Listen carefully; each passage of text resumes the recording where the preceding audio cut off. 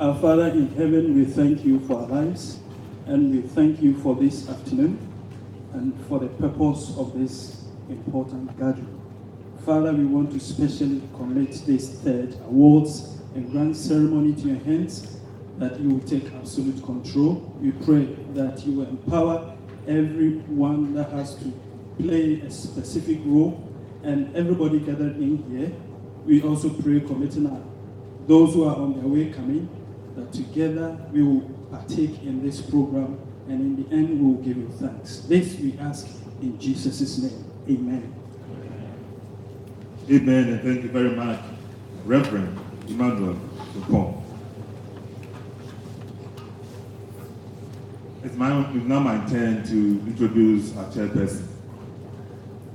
And our chairperson this afternoon is busy doing something else, and you'll get my attention pretty soon. So shall we clap for our chairperson? Now our chair is ready to chair this afternoon's program as Professor L.K. Samama, Provost, College of Agric and Natural Sciences. Shall we applaud our chairperson?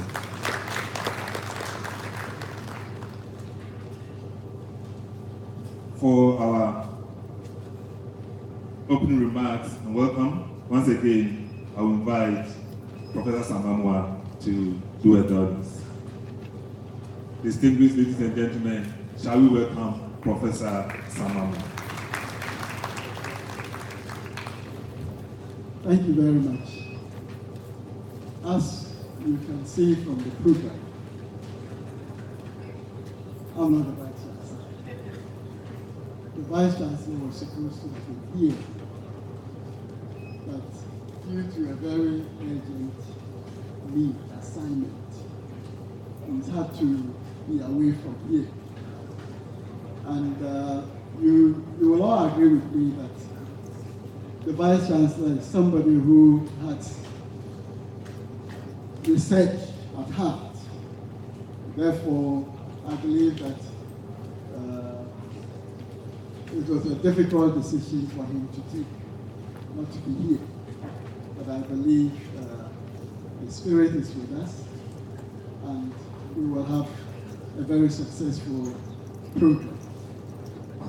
Now, remember, we had a wonderful program during the second Research Awards and Grant Ceremony last year.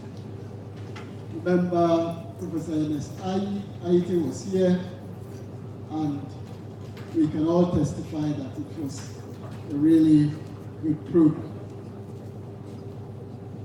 This afternoon, for the third RAJ program, we have another eminent stalwart in research. And I believe that after I have gone through his resume, you will all agree with me that he is the right choice for this year's survey. I'm going to read about Professor Jean-Gervais Japan,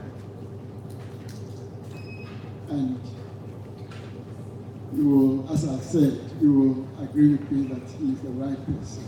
Professor Jean-Gervais Japan is the Vice Chancellor of the University of Health and Allied Sciences and a Professor of Epidemiology, Disease Control.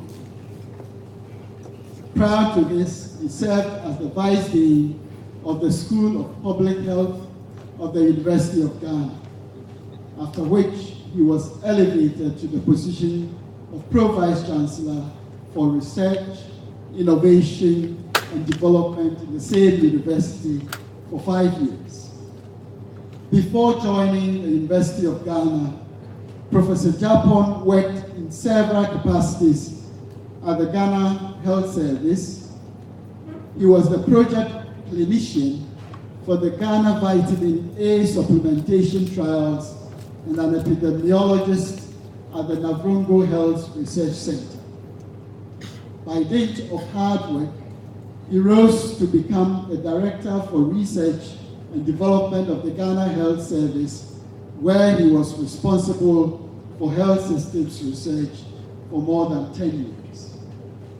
Professor John Japon's main area of research is infectious disease epidemiology, especially lymphatic filariasis and other neglected tropical diseases and malaria. He has been involved in several large-scale field epidemiological trials in Ghana, including the Ghana Vitamin A supplementation, malaria intervention studies, and social and economic impact of lymphatic filariasis. Professor Japon has to his credit over 120 publications in peer-reviewed international journals. Some of his papers have appeared in the topmost journals in the world, including the Lancet, New England Journal of Medicine, Nature Genetics, British Medical Journal, the Bulletin of the World Health Organization, and PLOS-1. For research grants, Professor Owusu Japon has received over $5 million of research grants in the last few years. Under his leadership, the Office of Research, Innovation and Development, ORIC, of the University of Ghana raised $20 million per annum for research over 4 years. He also initiated the flagship annual research report, which has given the University of Ghana increased global visibility. Professionally, Professor Japon is a public health physician and an epidemiologist. He had his medical education at the Kwame Nkrumah University of Science and Technology, and later pursued a Master of Science in Public Health in developing countries and a PhD in epidemiology, both at the London School of Hygiene and Tropical Medicine, University of London, England. He's a fellow of the Ghana Academy of Arts and Sciences, the Ghana College of Physicians and Surgeons, the Royal Society of Tropical Medicine and Hygiene, and the American Society of Tropical Medicine and Hygiene, as well as a member of the Ghana Medical Association. At the national level, he served as the chairperson of the Ghana Food and Drugs Authority Clinical Trials Technical Committee and a member of the Governing Council of Trinity Theological Seminary. He was also the Executive Director, Ghanaian Dutch Collaboration for Health Research and Development.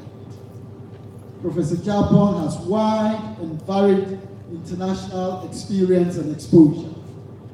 He has also served as member of several international organizations, including the World Health Organization, World Bank, and the European and Developing Countries Clinical Trials Partnership, EDCTP.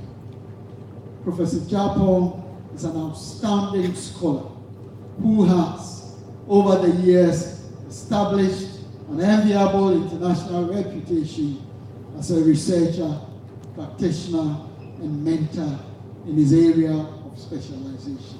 Ladies and gentlemen, with a standing ovation, let's welcome our august speaker, Professor Owusu Japon.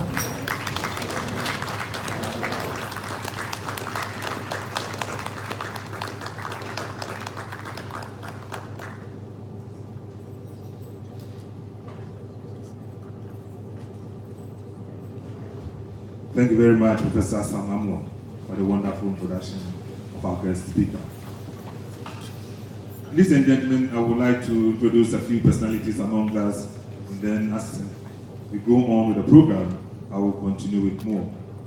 This afternoon we have in our midst Professor John Nesingwa, former Pro-Vice Chancellor of this university. We also have Professor J.V. Minsan, Director of Director of DRIC is here. And then Professor Kopna Jansen, former Pro-VC, is also with us. We also have our Directorate of Human Resources, Reverend Isaac Sabin. And then we have our Deputy Director of DRIC, Professor Frederick Atu-Ama, with us. As we go on with the program, I'll be introducing more of said personalities to all of us. Thank you very much. Now that we know our chairperson, we know of our guest speaker, I will invite Professor Sambon Obna Enim, Director of DRIC, to talk to us. Shall we welcome Professor Enim? Thank you. I'm going to do a presentation, so I kindly request that if you could move down for the presentation.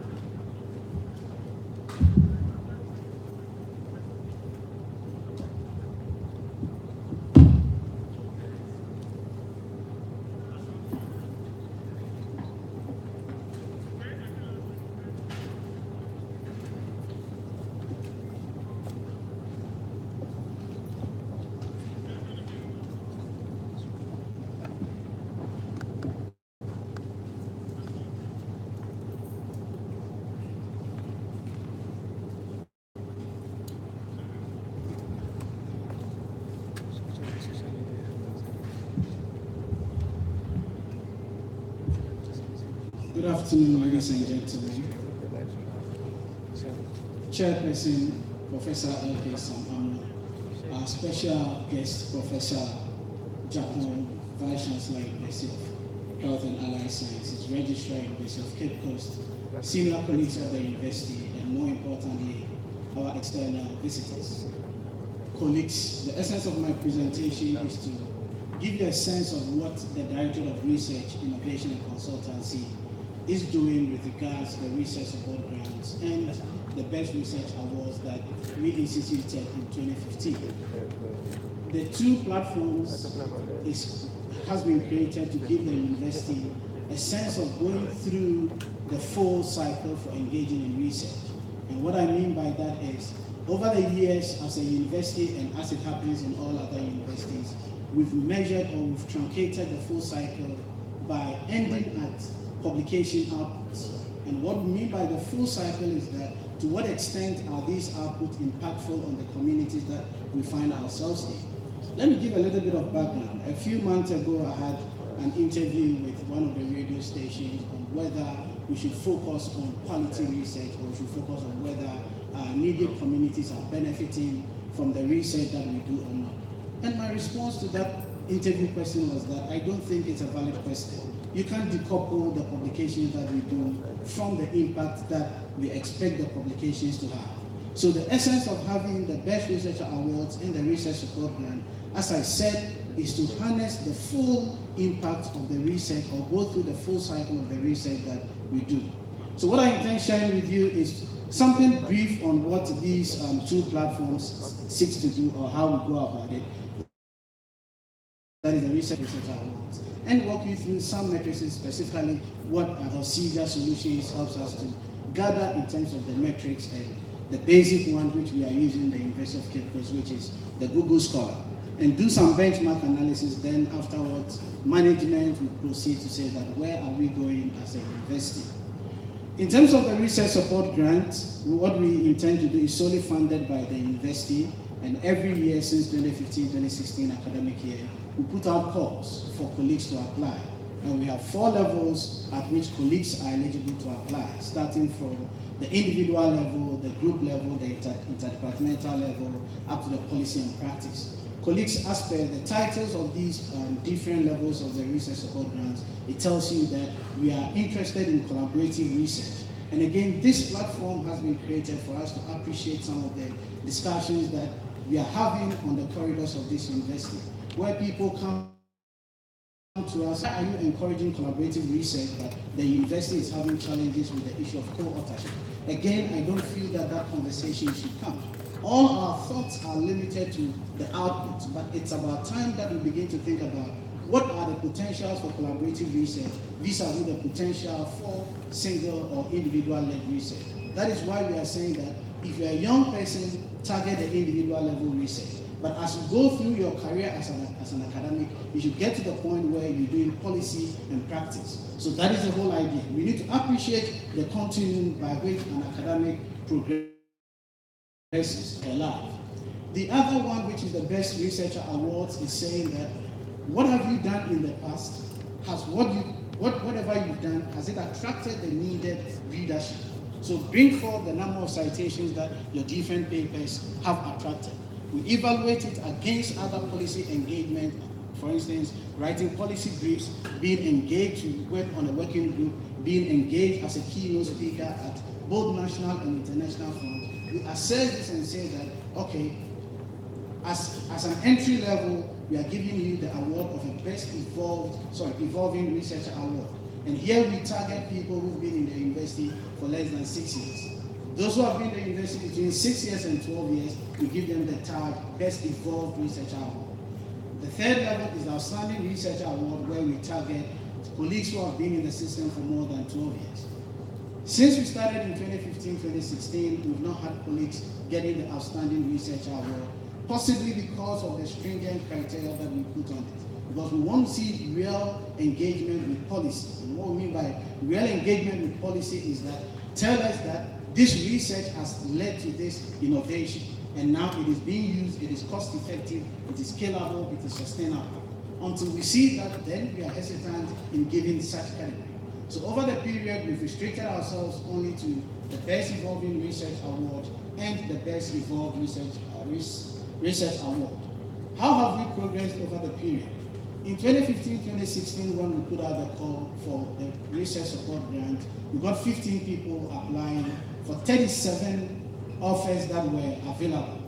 Given that the number was less than the Vice Chancellor then decided that we should award all the 15 people the grant, and they duly finished and published their work. In 2016-2017, we got 62 people applying for the same 37 offers that were available, and we gave out 24. The reason why we didn't give out all the 37 is that some of the categories, for instance, the college level offers were not up to the number that we wanted. So for the individual and the group level, we take 3 per college, which means we have 15 for the individual level and 15 for the group level. But for some of the colleges, we didn't get a full complement of the applications. With this current period, that is 2017-2018, we have 67 applications. We've gone through the process, and that is what is calling for this award. And we've given out 24 grants. In the context of the research awards, we got 27 in the 2016-2017 academic year, and 8 of our colleagues have these awards. And this year, we got only 14 applications, which shows a decline. So as an office, obviously involved in research, we're figuring out why the drop and things like that. And we are going to give out 7 of these awards to colleagues. So this is a way of background as far as the research support grant and the Best Research Awards is. I'll quickly share with you where or what is needed as a university. Again, based on what I said earlier on, at the Directorate of Research, Innovation and Consultancy, we have our own internal logical framework where we say that the university has human resources, the university has its research infrastructure, which are our inputs, but even if the university is not recognizing citations, impactful research as a criteria for academic progression, that is where we want to go. So where we want to go is that we want University of Cape Coast to be ranked. Those of us who have international exposure and realize that anytime you travel outside, people are talking about my university is 135 in this, my university is 5 in this, my university is 200 in this. Again, this is a conversation that we always have at the Directorate. So internally, what we set to ourselves at the beginning of 2016-2017 academic year is that within 3 years, we should get that ranking by the Times Higher Education. And how do they do that? They do that at several levels. The first level is to look at teaching, the learning environment, which is 30%. Then research in terms of volume, income, and reputation, another 30%. Citation, this is why we keep on stressing on that, another 30%. Then they look at international outlook from the perspective of staff-student exchange, and you have research also embedded in there, which is 7.5%. Then the last category, which is industry income, knowledge transfer, and you also agree with me that there's an element of research embedded in there, which is the last 2.5%. Colleagues, if you look at these metrics, it clearly tells you that it's skewed towards research. So as a university, and you clearly see it's over 60%, even if you take research and citations without looking at the research component embedded in the other components, it is taking more than 60%. And until we do that as a university, we are not going to get around. And in my next slides, I'm going to walk you through where we are and how long it's going to take us to get there. So I look at as I said, we have an internal logical framework. I look at the human resource endowment in the university to engage in research. Based on recent data, we have 774 academic members spread in this order across the different colleges. Then based on ranking, you all would agree with me that it's heavy at the bottom in terms of the number of assistant lecturers and lecturers, and only about 24 at the professorial level. In terms of what is happening at the colleges, we don't see anything different, but I want you to pay attention to the differences across the colleges, and when we look at the research output, you benchmark these matrices with the research output. These are the kind of matrices that, from our point of view, that is from the Directorate of Research, Innovation, and Consultancy point of view, should inform decision-making in any university. So we look at what SciVal, so SciVal is one of the solutions for Elsevier, and the first thing I want to put on record as far as this metric is concerned is that if you look at this, it is telling us the number of publications. Before your university will be considered for ranking, over a 5-year period, you should have 1,000 publications. And as a university for the period 2013 to 2017, we have 831. How are we doing in comparison with other universities in the country? So definitely we benchmark ourselves with the University of Ghana and the Kwame Nkrumah University of Science and Technology. So at the bottom is the University of Cape Coast, in the middle is Kwame Nkrumah University of Science and Technology, and at the top is the University of Ghana.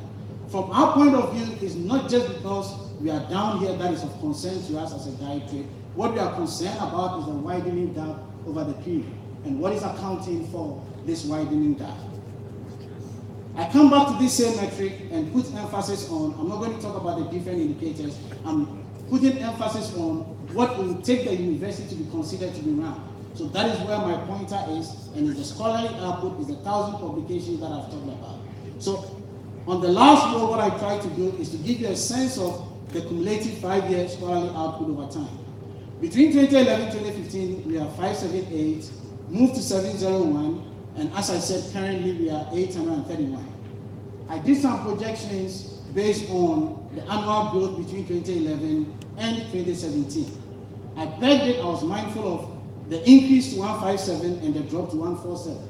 But whichever initial point that you take, what it's telling us is that as a university, it's only after 2019 that we would make that 1,000 publications to earn us that eligibility criteria for the university to be considered as a ranking university.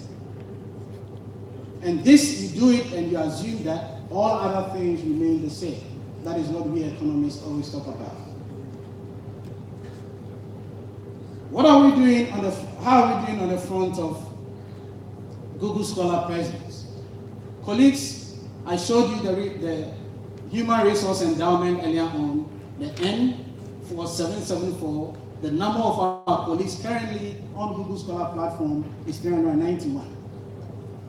From the Directorate's point of view, we are glad we are seeing this number. We're going to see this, the reason later on. The reason being that over time, there is some increase. But we ask ourselves whether that increase is enough. And definitely it is not. Because we're still moving around just about 50% of our colleagues being on Google Scholar. We look at this across, over time, as I indicated, we realize that for all the colleges, we see an increasing trend over time. When we started in 2016, 171 of our colleagues were on Google Scholar, and currently we have 391. The key question that we are asking ourselves is whether this increase is desirable or not. But as I said, this is a free platform. The university doesn't pay anything. Colleagues don't pay anything. It's just a matter of making yourself visible, putting your publications out there, even for colleagues who publish proud to or were born before computers, as we will say. Digitize your materials, put it on there, so that platforms like Scopus and Elsevier will pick these publications and it will count towards the university's research output. This is what I talked about earlier on, and this is specifically for the current period. And as we can see, as I said, it's hovering around 50%. But of more concern is the variability across the colleges. And this is what I drew your attention to when I showed you the slide on the human resource capacity across the different colleges. You'll recall that the College of Agriculture and Natural Sciences had relatively less number of staff, but here it has the highest number of presence on Google Scholar. This is just registration on Google Scholar. This has nothing to do with the quality of your publication. It has nothing to do with the number of citations that your publication has attracted. So this is what happens across the different colleges, across the different faculties and schools. Our end year drops because our College of Distance Education doesn't have a faculty. And what we see here is what is happening in biological sciences and what is happening in social sciences. Once we look at this, we are always careful with numbers. And what is happening here is that for some of the faculties and schools, is the number of people who are registering on Google Scholar that is increasing the numbers. Whereas in some of them, it's just 1 or 2 people that are making the difference. Until recently, as a university, the faculty member with the highest number of citations was less than 2,000. A couple of months back, we've had a colleague who's had something more than 3,000, which is close to what our colleagues in Kwame Nkrumah University of Science and Technology and University of Ghana have. If you look at the presence of Google Scholar across the different ranks, again, we have this to show its senior lecturers that are mostly represented there purely because of their numbers, and the N is also dropped because in some of the faculties we have teaching associates and they do not fall under these traditional rankings for academics. Now we move our attention from just being there and look at what your being there is bringing to us as a university. As I said, we want to tap the full cycle for research. So we are not simply interested in you being there. What is the readership? What is the citation? So we get to look at the number of citations that colleagues are attracting, and we are doing this by colleges. And you clearly see that the College of Agriculture and Natural Sciences has the highest, followed by the College of Humanities and Legal Studies.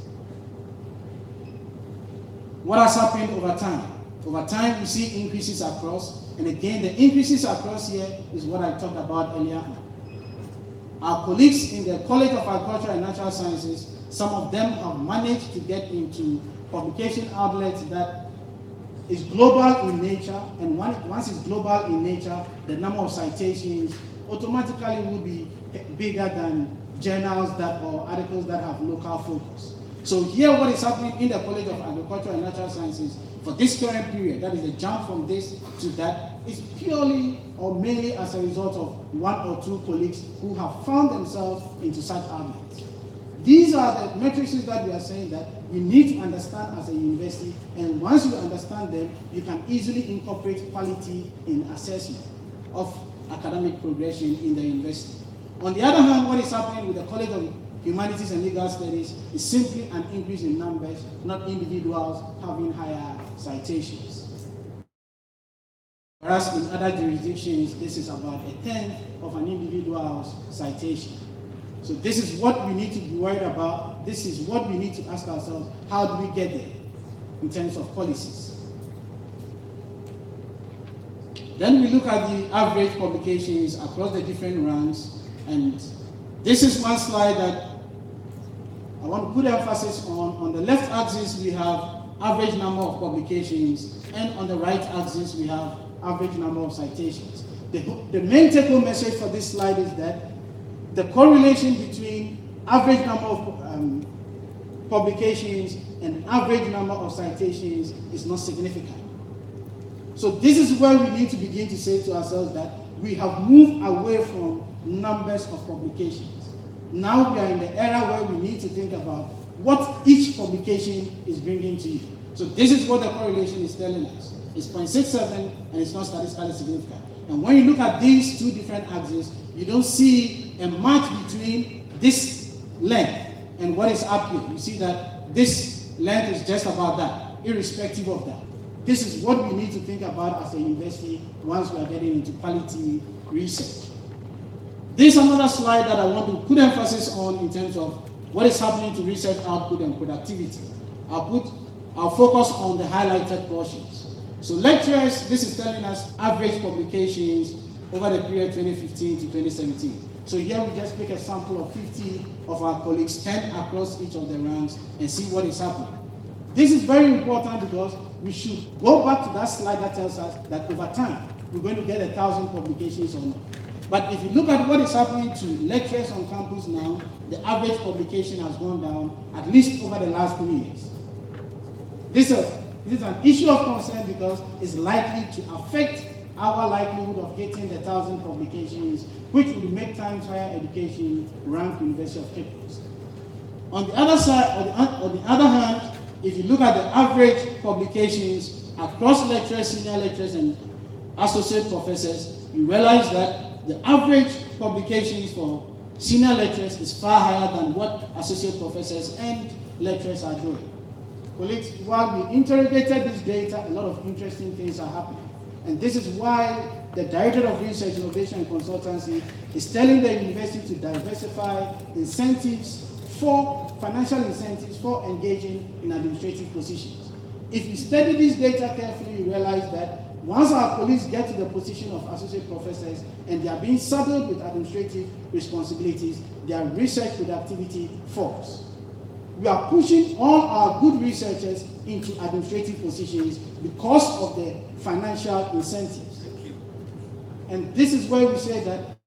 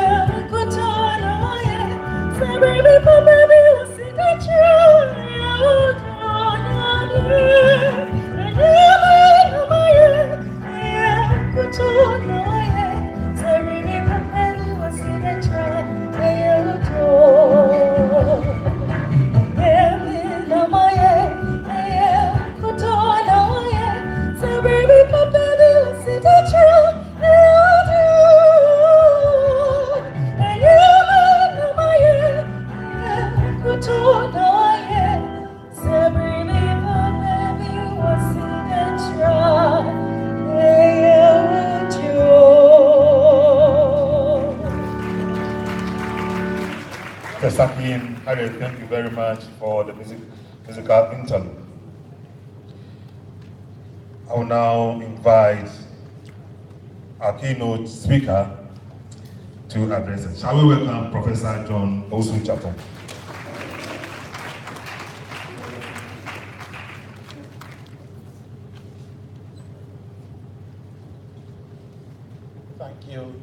Thank you very much for the kind introduction by the Vice Chancellor's representative, who is the acting Vice Chancellor, I must say.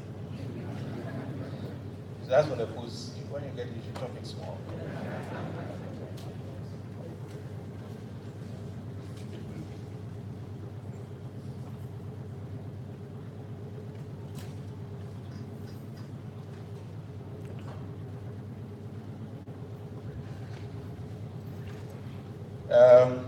You know, when you are invited to such a function, and the Vice Chancellor signs the letter which says you should come and speak on the topic of your choice, it's so difficult. So I was telling Professor Nim that it's like telling the story which many of you know. In the forest, there are lots of animals, one of which is an elephant. So one may ask, what's an elephant? And then you start talking about an elephant. But I hope I will not be doing that because he's made my work very, very easy. Some of the issues I was going to highlight on has been said. What I want us to focus on is how do we make research a relevant estate of the academic realm. Many of us, when we receive appointments into universities as lecturers, we are told we'll be doing teaching and learning, facilitating teaching and learning, and also doing research. And I remember in my appointment letter to the University of Ghana, I was told that being appointed to the School of Public Health, Department of Epidemiology, meant that I was spending about 75% of my time teaching and another 25% of my time doing research. But the same letter said I was supposed to provide extension services, so I wasn't sure which percentage it was, because the 75 and the 25 adds up to 100. And I think those who got appointed into the research institutions got the opposite. So they were supposed to spend 75% of their time doing research and another 25% of their time doing teaching. So this is what we are asked to do. I don't know what happens here in Cape Coast. Probably something similar, since I was telling the pros that we all end up copying from the Premier University. We copy the good things and we copy the bad things as well. But in typical institutions that some of us aspire to look at, teaching and learning, which we are very much used to, constitutes about 40% of the faculty time. And the 25% of research time still remains. And then there is what they call 5% of your time for consultancies and enterprise activities. And another 15% of your time on leadership and service, including continuing education. And then what Professor Ning was lamenting about, management of programs, of schools, if you are the dean or you are head of department, basically administration. It is expected that you spend a certain proportion of your time on that as well. So that is how come they get the 100%. But even that sounds like an ideal world. So if we really want to get our research up there, how do we ensure that we balance our time? Because at the end of the day, we have only 24 hours. We have only 24 hours. And the teaching load is a big issue. Everybody's complaining about teaching load. Everybody's complaining about class sizes. Everybody's complaining about assimilation of work and what we are teaching. But we need to ensure that our research enterprise does not suffer, assuming we're able to spend 25% of our time on that. Because we are, as universities, we are supposed to generate new knowledge, challenge or affirm the status quo, and also innovate to solve problems. Of course, the whole issue of industrial production and the linkage with universities is also very, very critical. Ultimately, we are supposed to impact society. So when the societies around us do not feel our impact, that is when they begin to ask some of those questions. What is the relevance of universities? So I'd like to look at it in 4 areas in terms of developing disciplines, application and impact, and pushing the frontiers back. And of course, the big issue of reputations and funding, where Professor Nim referred to as far as our rankings and all those things are concerned. As academics, our appointment letters say you're supposed to develop your discipline. So we are supposed to help in knowledge generation to develop our discipline. And of course, when we develop our disciplines through good research, cutting-edge research improves teaching and the knowledge transfer. And of course, as we do that, we create the next generation of academics. We have PhD students. Every PhD student will love to work with you because they know that you bring in the research grants and you will be able to facilitate their PhD work without much trouble, and you will spend time with them developing the next generation of academics. And this we have to do through effective research. And we are supposed also to ensure that we apply our knowledge to impact our society. And I think Professor Nima has already mentioned many of those issues. Where does our research end? Who is making use of our research? University of Cape Coast, who is making use of your research? I assume you are doing research because I found some. But the question is, who is making do with your research? Sometimes we need to do some introspection and ask ourselves these very difficult questions. And since Professor Nima started, I'll continue. When I was coming, I wasn't sure how I should say it, whether I should blow it hard or be soft. But since he has already started, I'll continue. I will continue.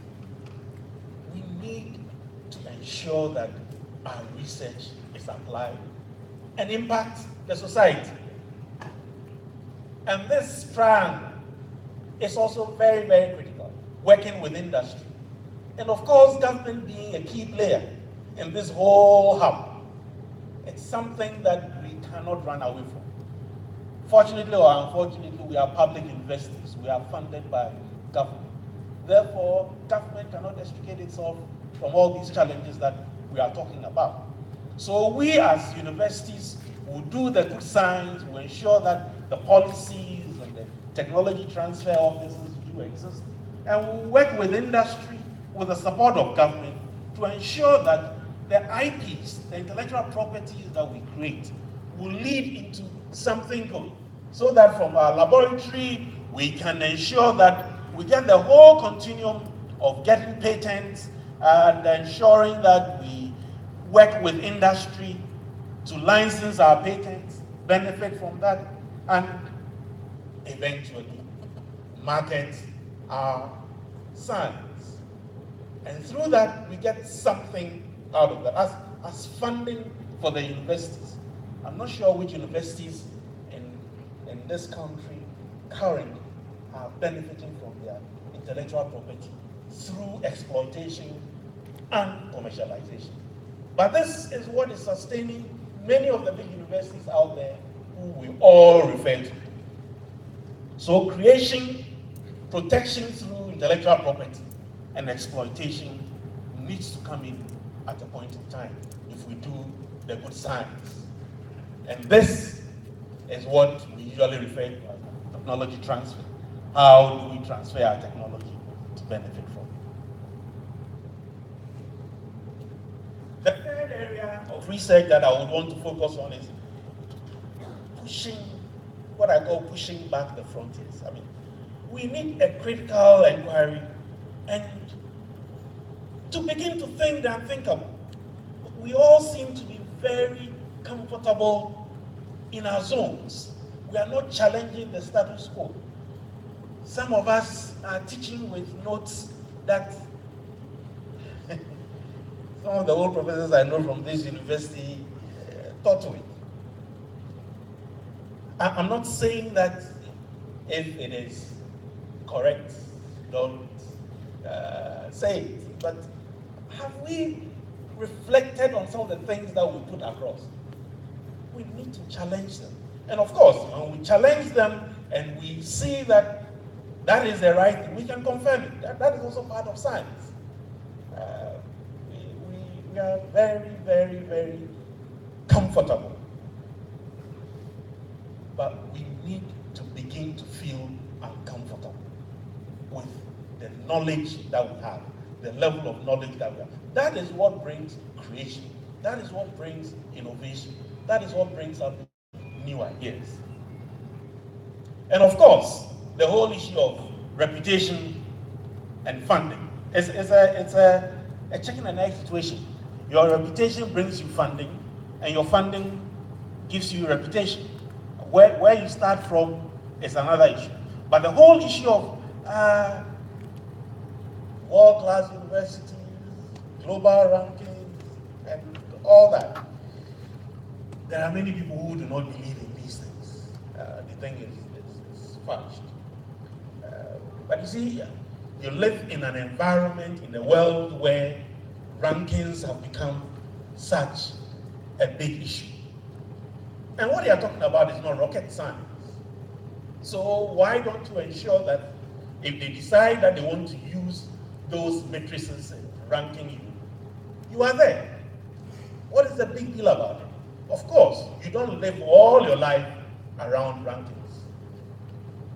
But it is important, we need to note that when your name is not on the roll, you are always left out. When your name is not on the roll, you are always left out. Even in heaven, a book will be opened, which will have some names. And if your name is not on that roll, that's another business.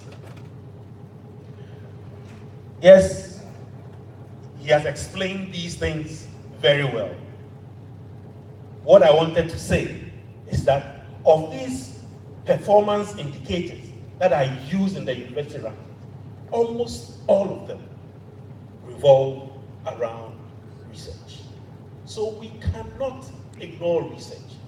We cannot ignore research. And we need to make research relevant in academia. We need to make sure that research takes center stage. Because when the rankings are done, it will count very, very critical. The volume, the income, the reputation, and the research influence is so, so critical. So we cannot avoid it. We cannot avoid it. And we need to ensure that we work within the frame and beat the system. There are issues about ensuring that the research volume increases.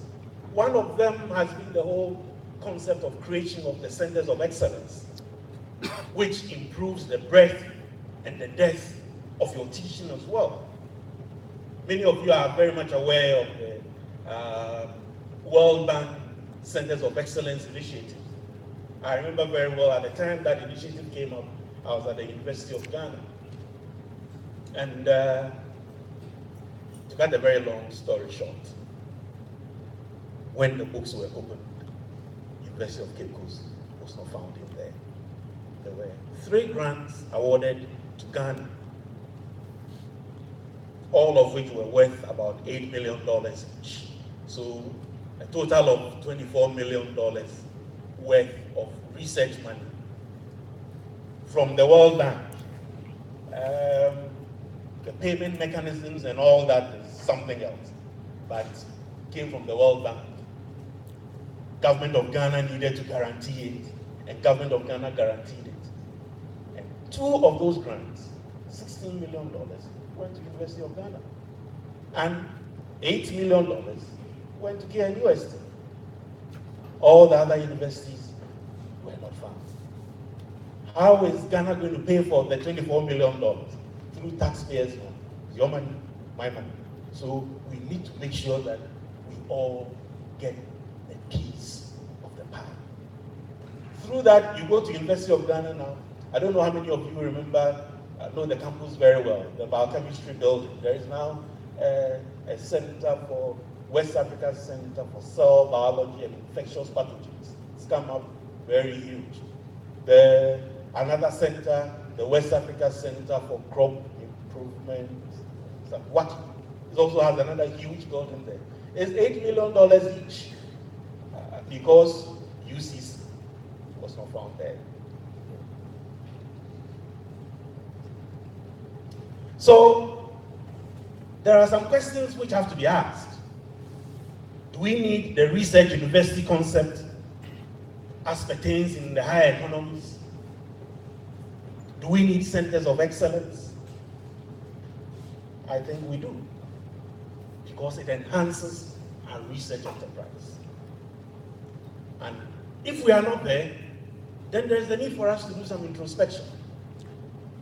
Some of this data has been shown by your director already. I use the Skyval and Scopus, which is, I'm not doing any marketing for Elsevier, but I found it to be a good tool, which looks at expectations, trends, and needs. And through that, you are able to visualize what is going on across the world, and even within your own university. And also help you identify potential areas for collaboration. The interesting thing, when I saw the number put up there, 834, 31 publications, I heard a bit of noise around, because I believe from the University of Cape Coast, within that period, you believe you have put out more than 1,000 publications. But the truth of the matter is that these databases that are used to assess our performance are very restrictive in a way. What is popularly referred to as predatory journals are not found there. There are some of us who want the easy way out, so we go through the predatory journal route. The ones where you submit your paper today, tomorrow afternoon it is published. They are there. Those ones will not be found in these databases.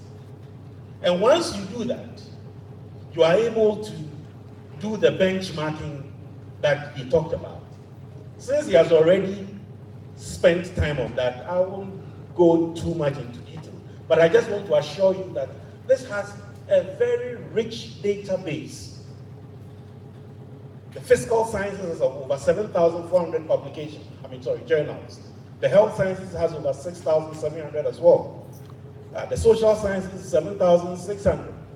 And the life sciences, another 4,000 plus. So it is quite a rich group of carefully selected databases. So if your papers are not being found in some of these, what I say to my younger colleagues is that, yes, once in a while you play the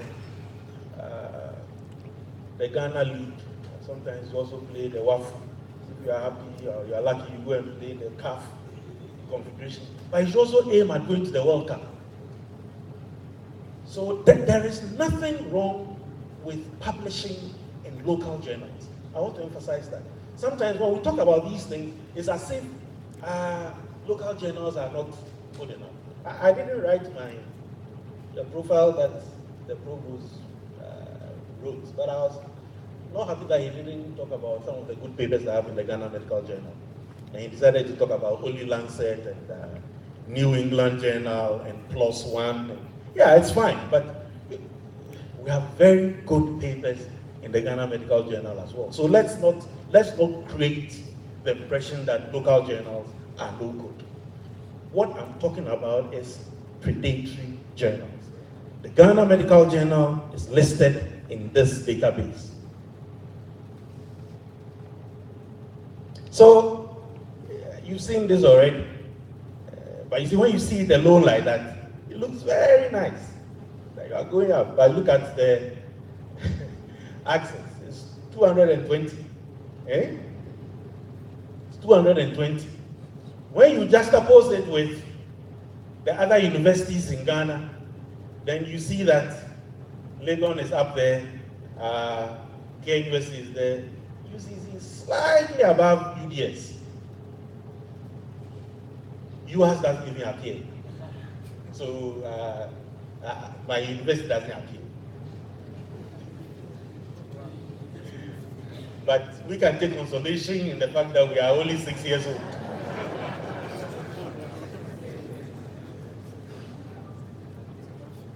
So these are, so if you look at the year 2017, it means University of Ghana produced close to 900 papers in that database. But this is the reason why I say sometimes you should also try and play outside. When you go and play CAF, when you go and play CAF, this is what happens. I didn't show University of Ghana, but this is University of Cape Coast now. And this is Cape Town, Pretoria, and UNISA, I think, the big three in South Africa. And when you do that, University of Ghana's 900 will drop to somewhere in the middle here. So you are a champion, but you are a local champion. That is the point I'm making. We need to, if I add Oxford and Harvard and all that, Cape Coast vanishes on the line.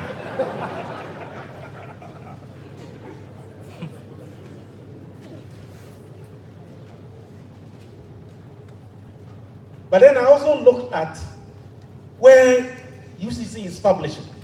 And I was surprised to find out that about 21% of your publications were in the area of medicine. I thought it was a young faculty. So, and the social science, sometimes the classification can also be a little problematic.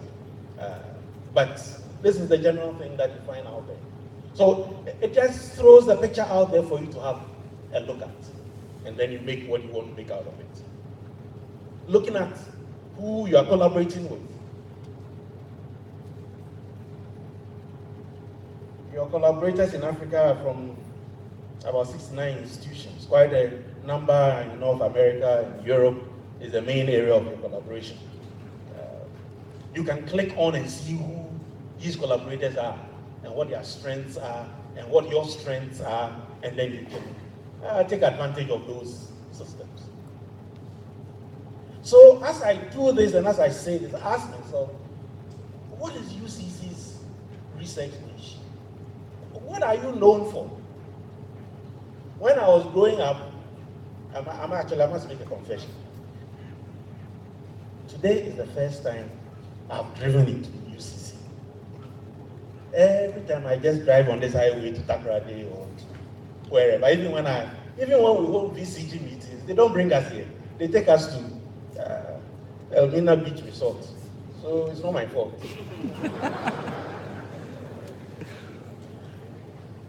But I ask myself, what is UCC's research niche? What are you known for? When I was growing up, I thought that UCC was known for education. there has been this debate on SHS, whether it is 3 years or 4 years. One government comes 3 years, another government comes changes to 4 years. At Legon, when I was just about leaving, I commissioned a piece of work to try and track students who have done 3 years and 4 years. We're collecting data from all the universities. It was quite a good collaborative work.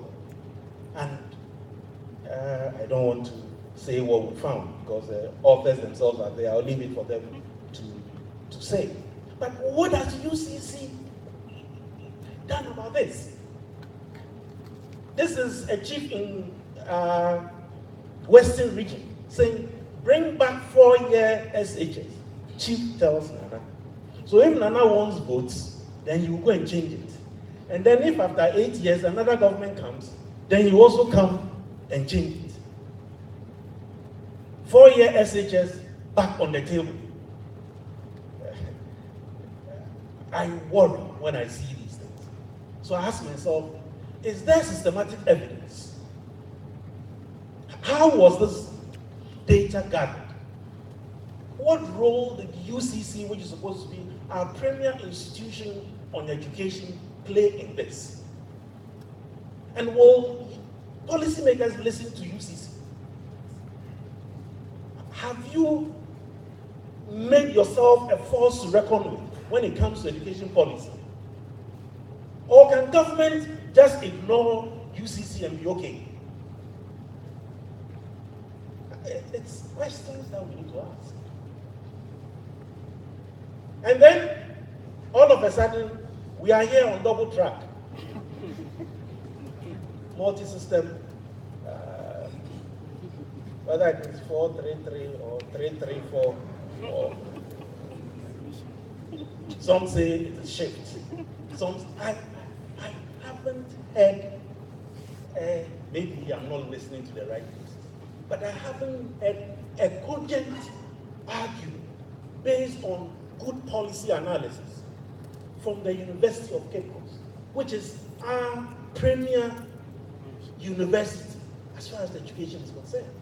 I haven't heard any position paper presented, except your former Vice Chancellor, whose talk now will be tainted with politics because she was a former minister in the previous government. And so now everybody is saying what they want to say. And then Imani now has become the think tank on everything. So they say, the private schools will help. I don't know. I am a public health specialist. Those are the areas that I have some skills in. But, and then Ukujeta Blakwa comes up and talks about his views about this whole issue. What is UCC doing?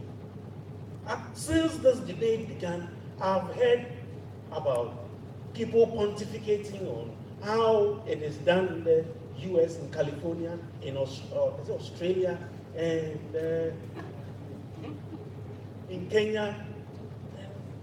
Is somebody here going to throw some light on this for us?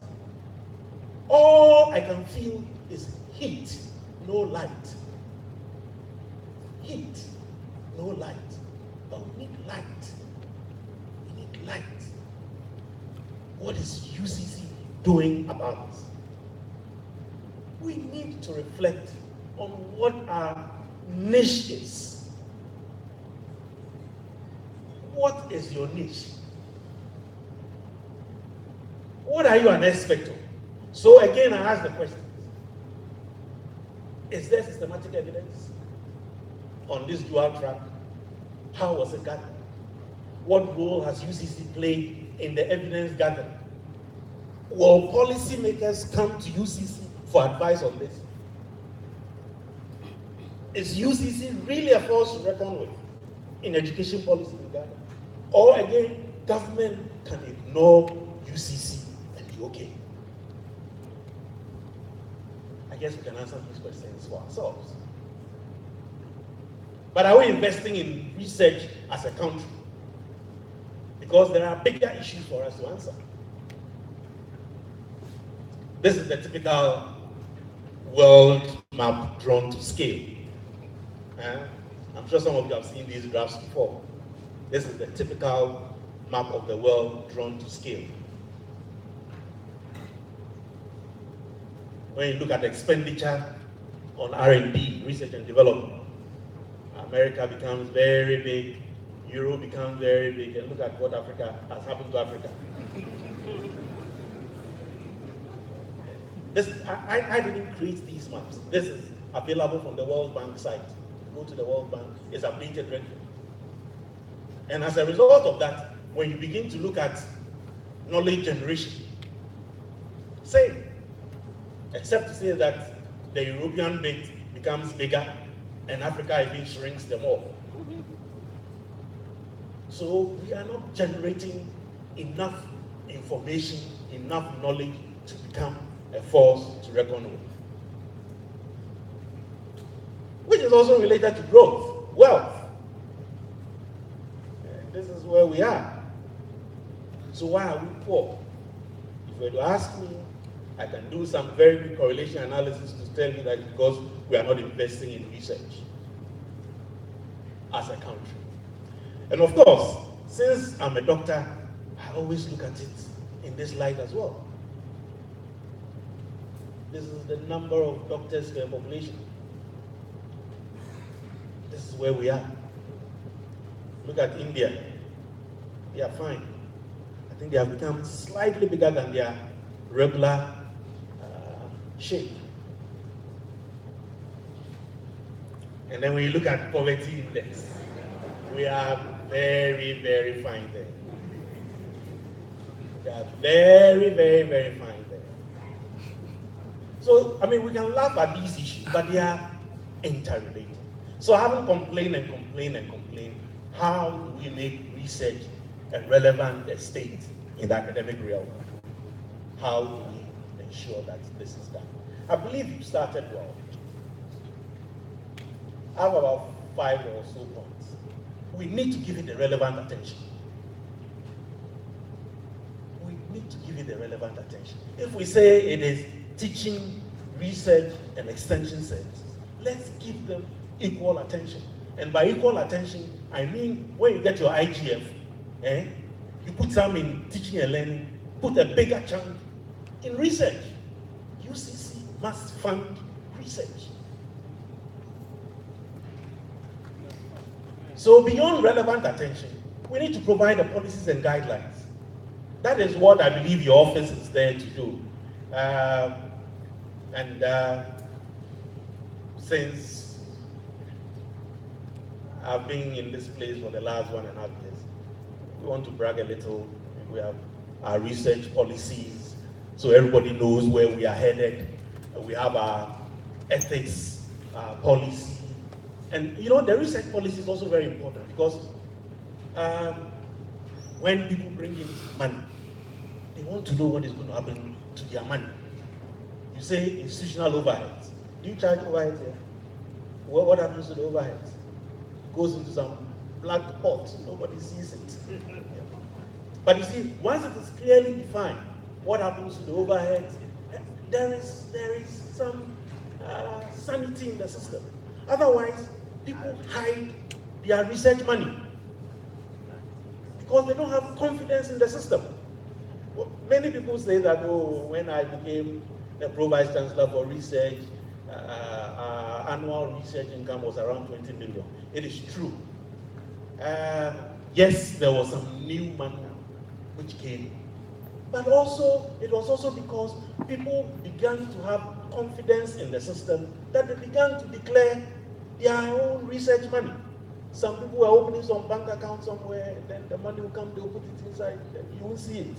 And then it comes to promotion, and they say, oh, I received research grant. And I'm sitting there at appointment, I say, I haven't seen this money before.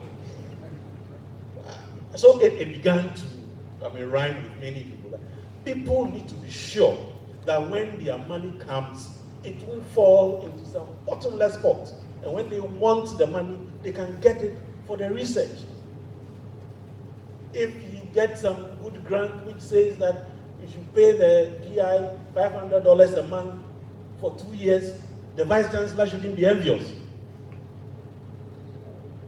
He's not here, so I can say that. Just make sure that the right taxes are paid. You incentivize people. But of course, when he's getting his $500 a month, you are also getting your overheads to develop the faculty, develop the things that you need to develop. You charge for space, you charge for electricity and all that. It becomes income to the university, so people don't hide things. The third thing is that we need to train people. You see, we assume it just happens.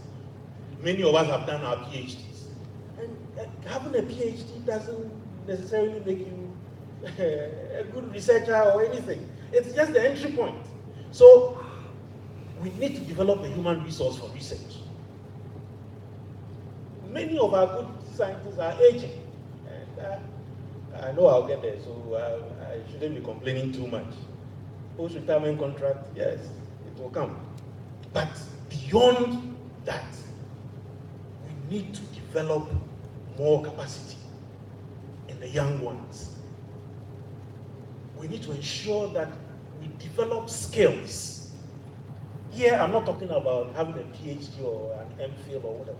Skills in writing grants, skills in scientific writing to publish, skills in effective communication of our findings, coaching and mentoring for research. It's essential. This is what we need to enhance our research enterprise. And of course, the big animal, research funding.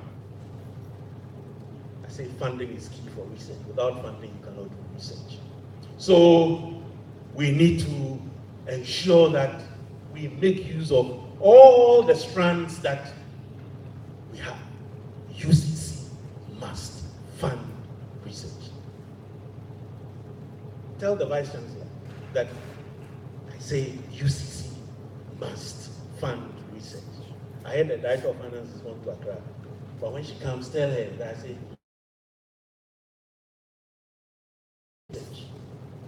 assuming we were to go by the percentage that we have, which is 75-25, and our IGF were to spend 75 on teaching and learning, and 25% of our IGF on research, UCC will go places. What you are doing is a drop in the ocean.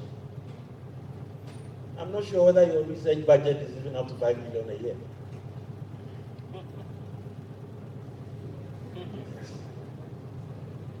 So it means we are not giving it the necessary relevance. Coupled, of course, so beyond UCC funding research, grantsmanship, which I've talked about, and then looking for funding opportunities. This is one of the things that we did, which helped us very much in Lagos, which we are doing at US as well. We had somebody who was specifically responsible for scouting and looking for grant opportunities. Because of that, we subscribe to Research Africa, which tells you about all the funding opportunities that are coming in the next year and all that. You summarize it and make sure that they become relevant, and you send it across to the faculty. And then people begin to sit down, write, and apply. So people must know what opportunities exist out there. And of course, our strategic partnership with industry and all that I've talked about. And then engaging government to fund research. Talking about engaging government to fund research, we need a clear policy direction. The national research agenda should be very clear. And this National Research Fund, which has been in the pipeline for so long a time, should now begin to come out of the pipeline. And there must be clear guidelines on how to access this money. And we must empower all to compete. I don't believe in sharing research money.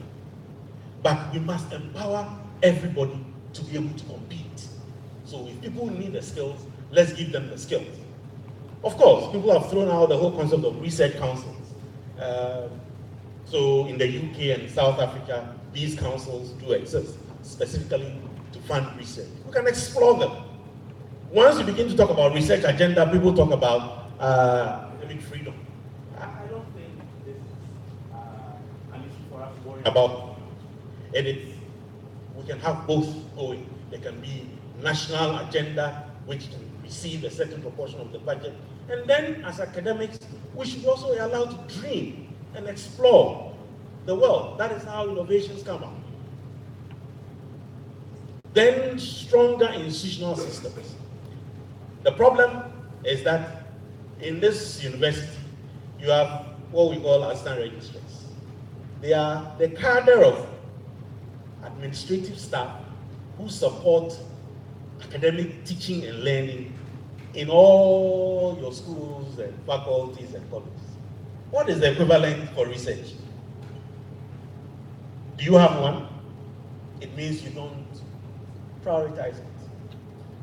At least in University of Ghana, now, there are a similar grade who are responsible for doing the research enterprise of the university.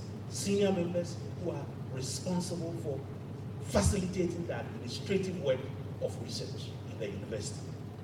When I was leaving Legon, there were about 15 of them. Now I'm told the number has doubled. So, something that you can look at.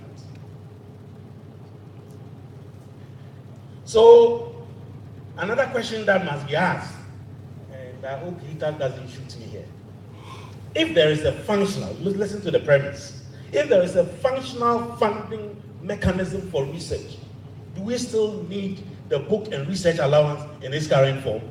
My answer is no. And Utah can shoot me for that. Look, what we are getting now is become a salary enhancement. We need better salaries.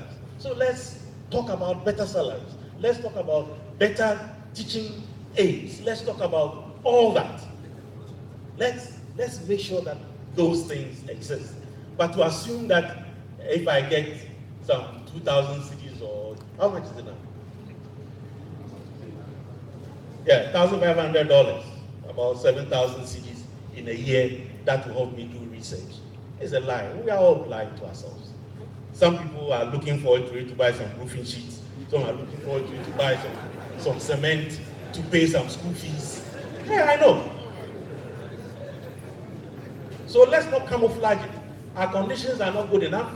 Let's make sure that our conditions are good, but let's get a good funding mechanism for research.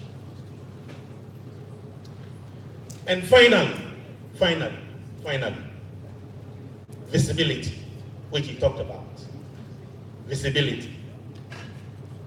Make yourself visible.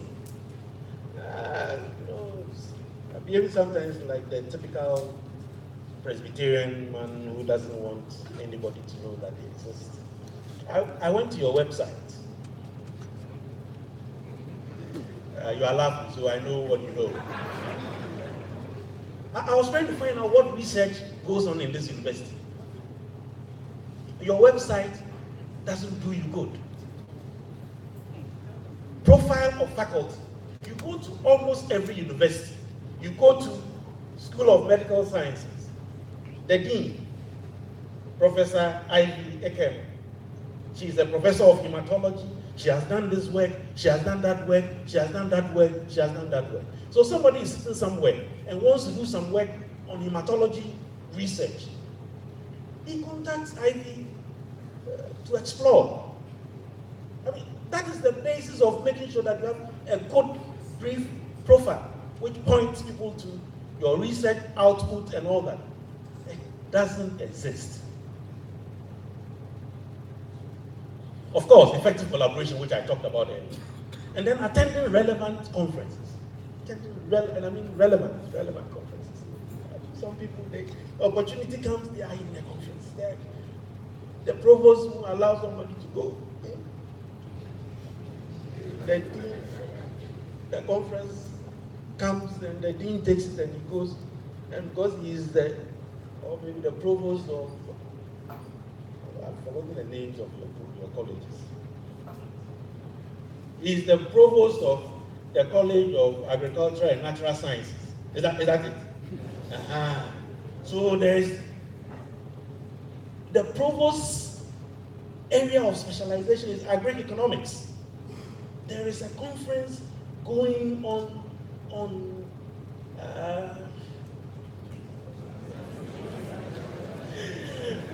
I would say it. And then you're looking for the provost. Oh, he's gone for the conference. He's in the US. He comes back, zilch.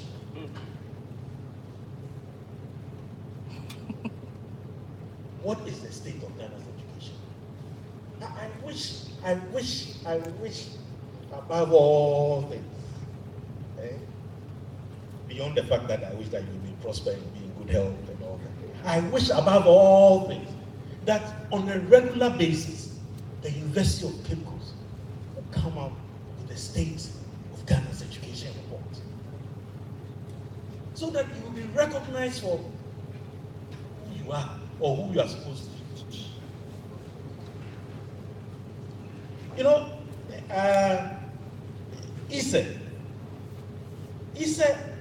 for the last 18 years, every single year, they produce a report on the state of Ghana's economy. As Pro-Vice Chancellor for 5 years, I happen to have chaired 2 of them.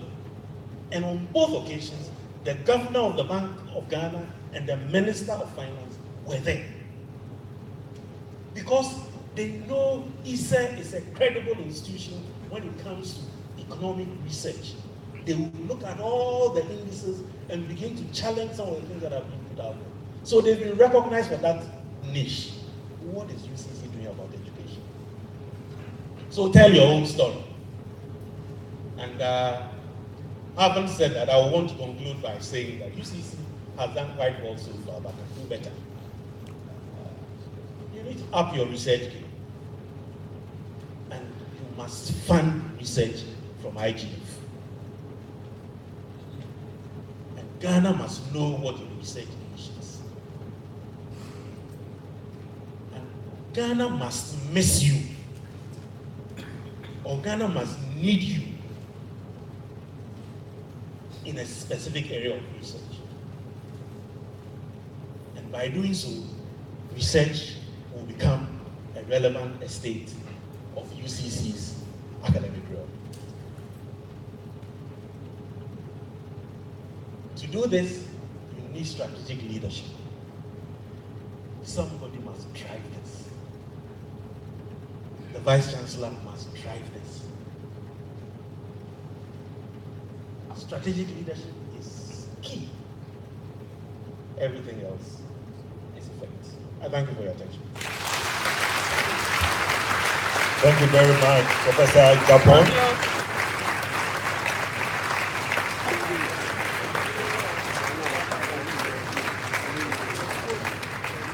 Prof. Japon, we are certainly going to miss you as we leave us and go to Go. Thank you very much for your presentation. Distinguished ladies and gentlemen, we are still at our research award grant ceremony. And at this point in time, I would like to inform you that our Pro-Vice Chancellor, Professor George K.T. Odro, has joined us. Shall we welcome Professor Odro? And Mr. Jan has been with us since the program started. Shall we also acknowledge the presence of Mr. Jan? Having paved the way for me, let me introduce a few personalities and then we go to the next item on our program. Professor R.C. Abedu of KNUST, the Director, Office of Grants and Research. If you are present, please, the CEO. And then from UDS, we have Gordon Ni-Nai Mate, Research Fellow from UDS. And then we have Dr. Ibrahim Mohammed from UPSA.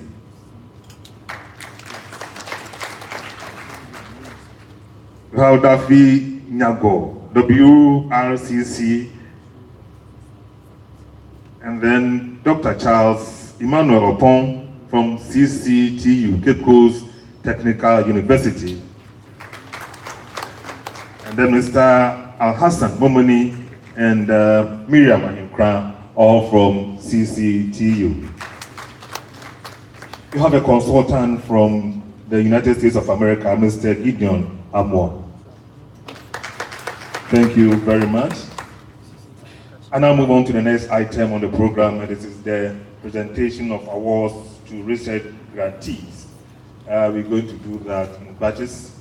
And Mr. Chairman, I will crave your indulgence to, after your discussion with the ProVC,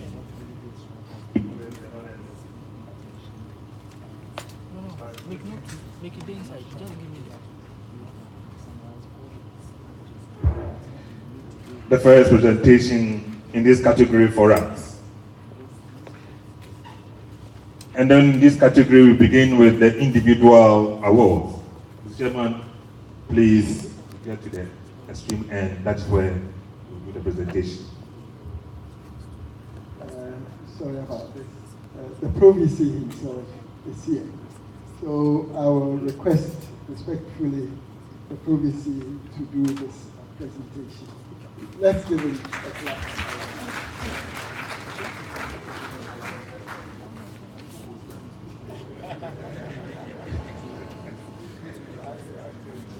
Right. So first on the list, you have Dr. John Abraham of Kans. Congratulations, Dr. Abraham.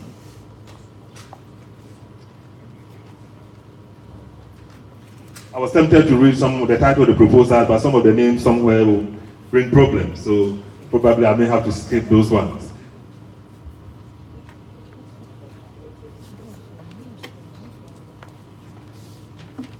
And that is Dr. Abraham. I think this one I can read. It's towards biological control of 4 army men, an investigation of the constitutive ends with the better induced volatilities of maize varieties in Ghana. As for this one, probably I got 5/100. We move on to the next, and this Dr. Moses Tay.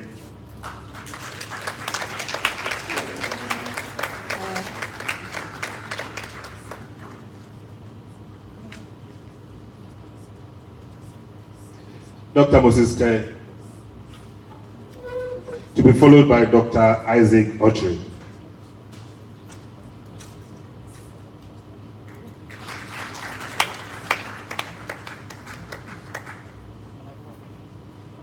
Next is Dr. Isaac Autry.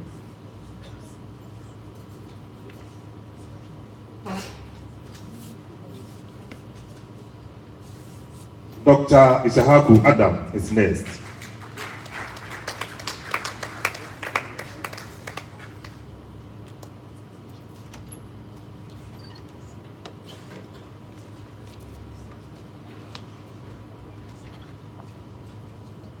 Dr. Daniel Yao Fiave.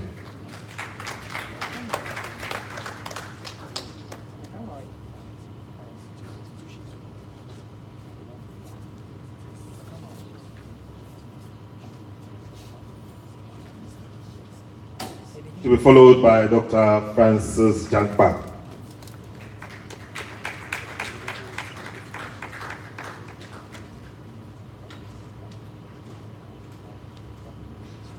The next to receive is Dr. Kingsley Kojo Asare Preku.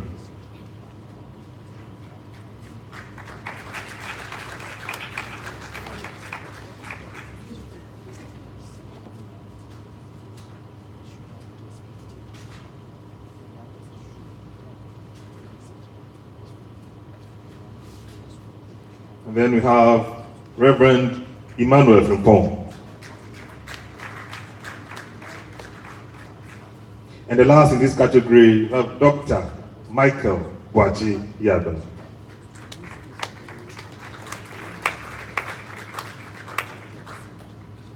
Thank you very much, ProVC. After Dr. Waji Yadom, I will ask that you rest as I invite Professor Ivy Ekan to present the next category for us.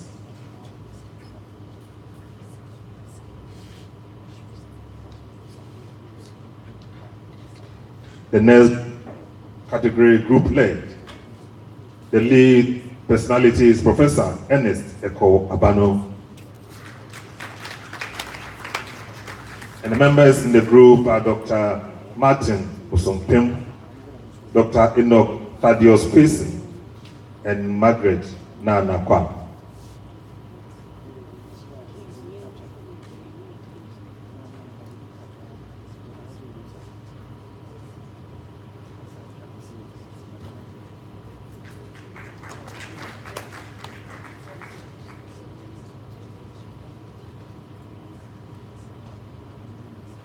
The next group is led by Dr. Michael Osei Edu, and the members of the team are Dr. Paul Aguasari,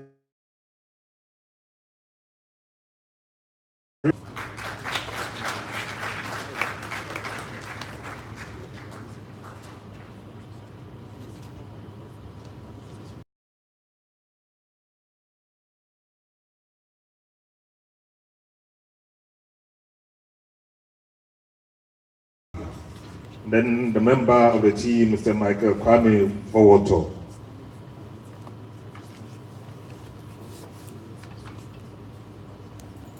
Someone to represent Dr. Saki and Mr. Kwame. Thank you. And Mr. Clement Otin.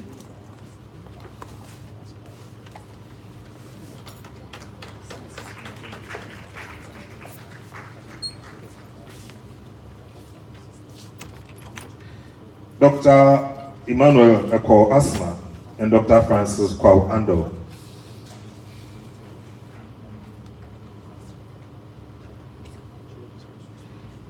Also in the group, Na Ajele Sechi, Mrs. and Mr. Peter Wintari.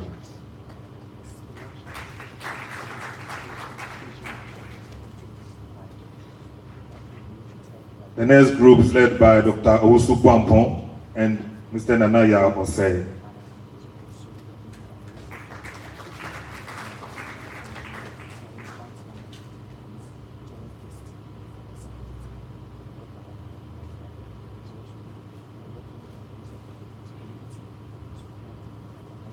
The next group, led by Dr. and Mrs. Phyllis S. Owusu Eje, and the members of the group are Dr. Robert Peter Baini, Mr. Ernest Obesin, Mr. Isaac Chebrihini, and Professor Martins Eko.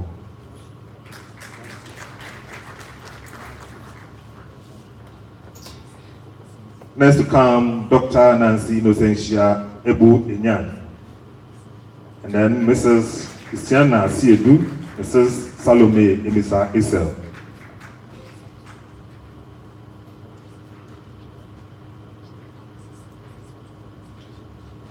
We also have the next group, Dr. Stephen Okansi. Members of his group are Dr. Emmanuel Pesi Ebu, Dr. John Odru Boatin, Dr. Abubi Okujo, and Dr. Benjamin Apia.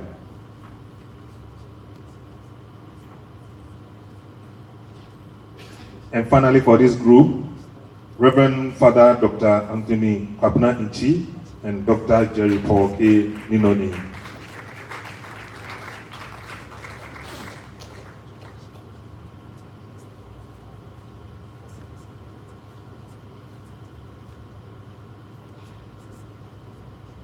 Thank you, Dr. Professor Ekem, thank you very much. I will move on to the interdepartmental, the next category. And I'll please crave the indulgence of Professor J.V. Mensah to do as the honors by presenting to the next group.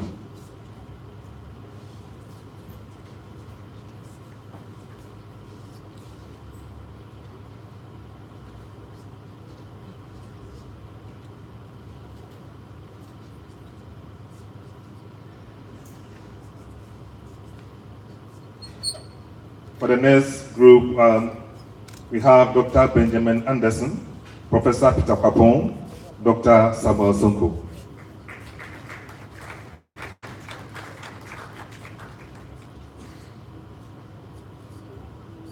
Others in the group are Mr. Andrew Atugbe,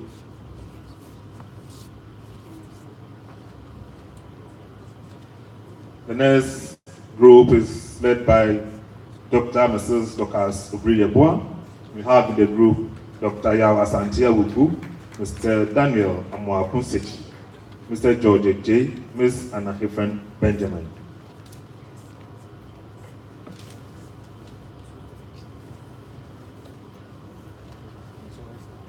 To be followed, the next group, Professor Eric Nyaku Sampson, and those in the group are Dr. Mark Beku Owusua Ponsa and Dr. Labios Asambeni.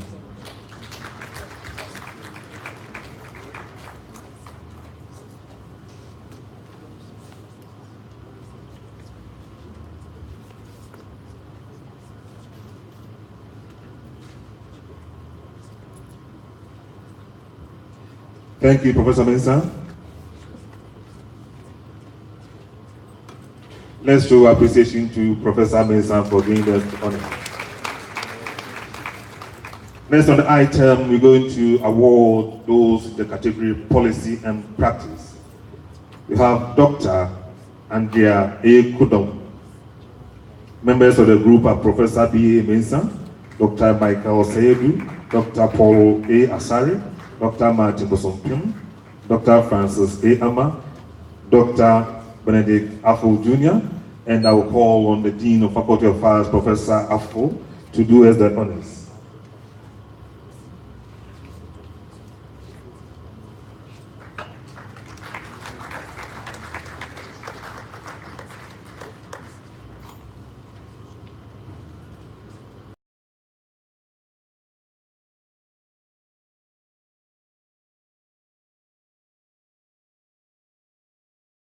Congratulations, Dr. Kodom.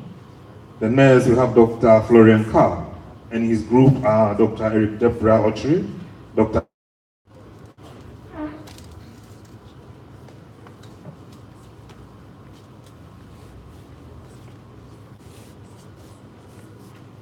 Good afternoon, ladies and gentlemen.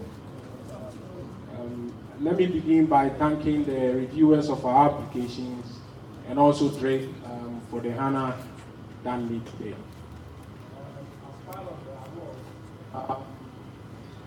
We're mandated that we need to do a presentation and not just come in and then pick our check and go away. So I want to present the findings of a paper that we published in BMJ Open sometime late last year. And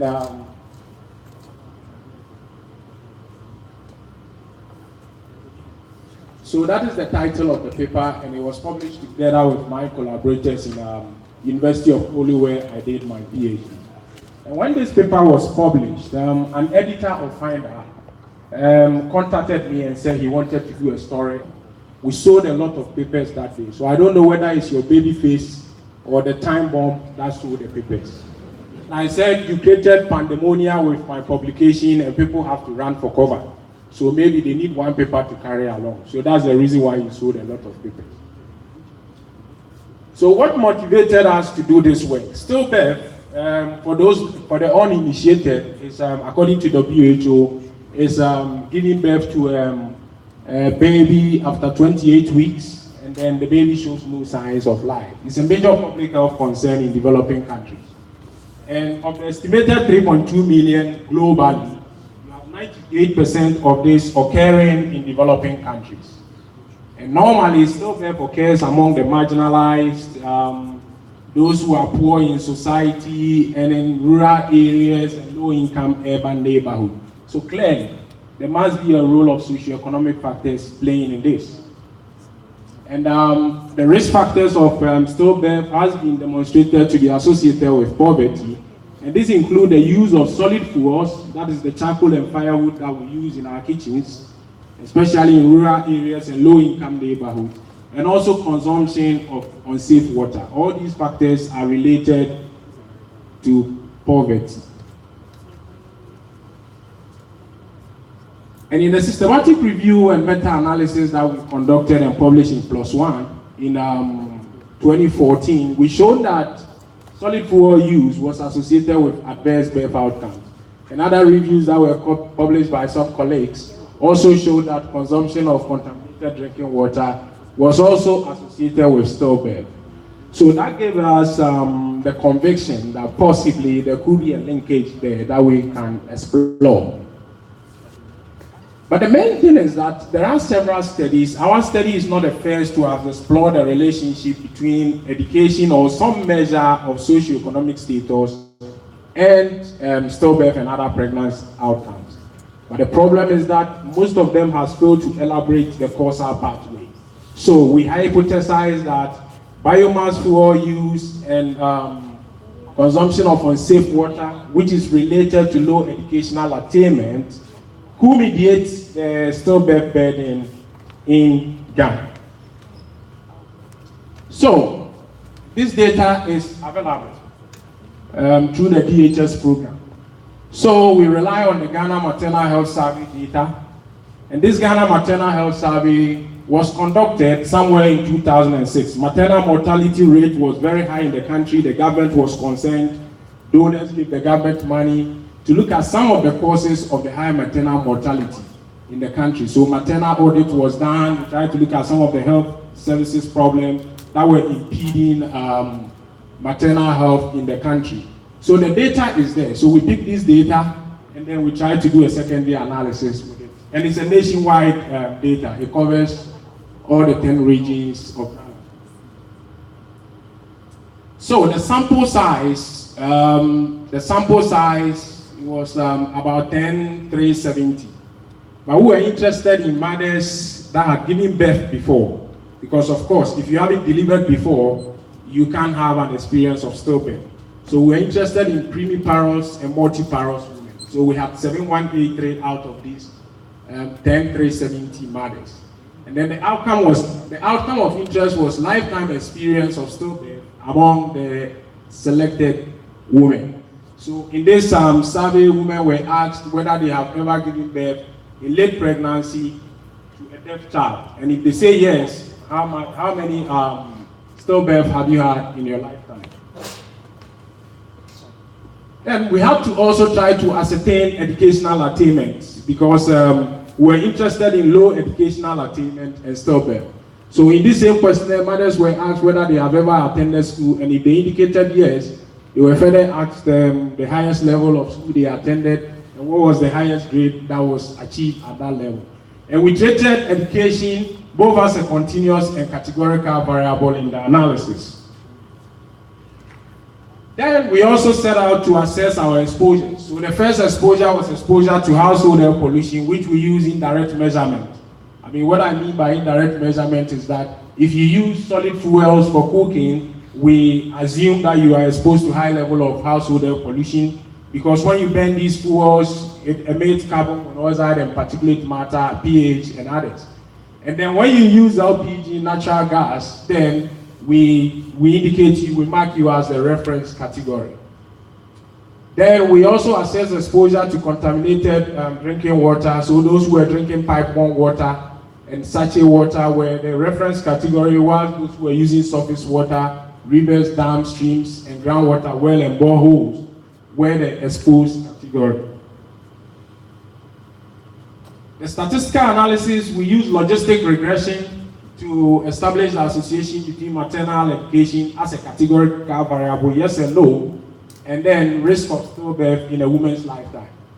Then we try to explore the causal pathway by using the difference methods which has been proposed by Jude and Kenny.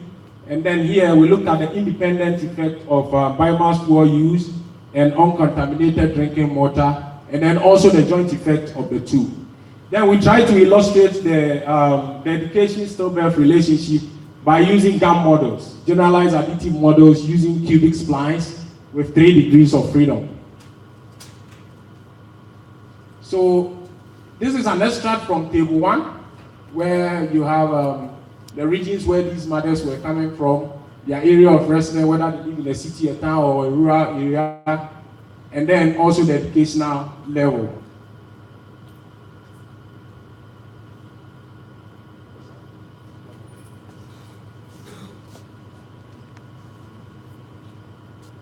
Okay, in the interest of time, I think I'll skip this. This is a cross-tab of education level against the exposures that we're looking at. And then this is also a cross-tab of education level, and then the gravity status, number of stillbirths. So the prevalence of stillbirth in the population at that time was 5.8%. and then those who recorded 1 stillbirth or 2 or more stillbirth. Then this is the binary logical regression of lifetime stillbirth experience or maternal education. So if you look at this result, you realize that those who have lower primary education have 1.51 increased odds of stillbirth compared to the reference, that is those who have secondary education plus. Sorry, 1.62 increased odds.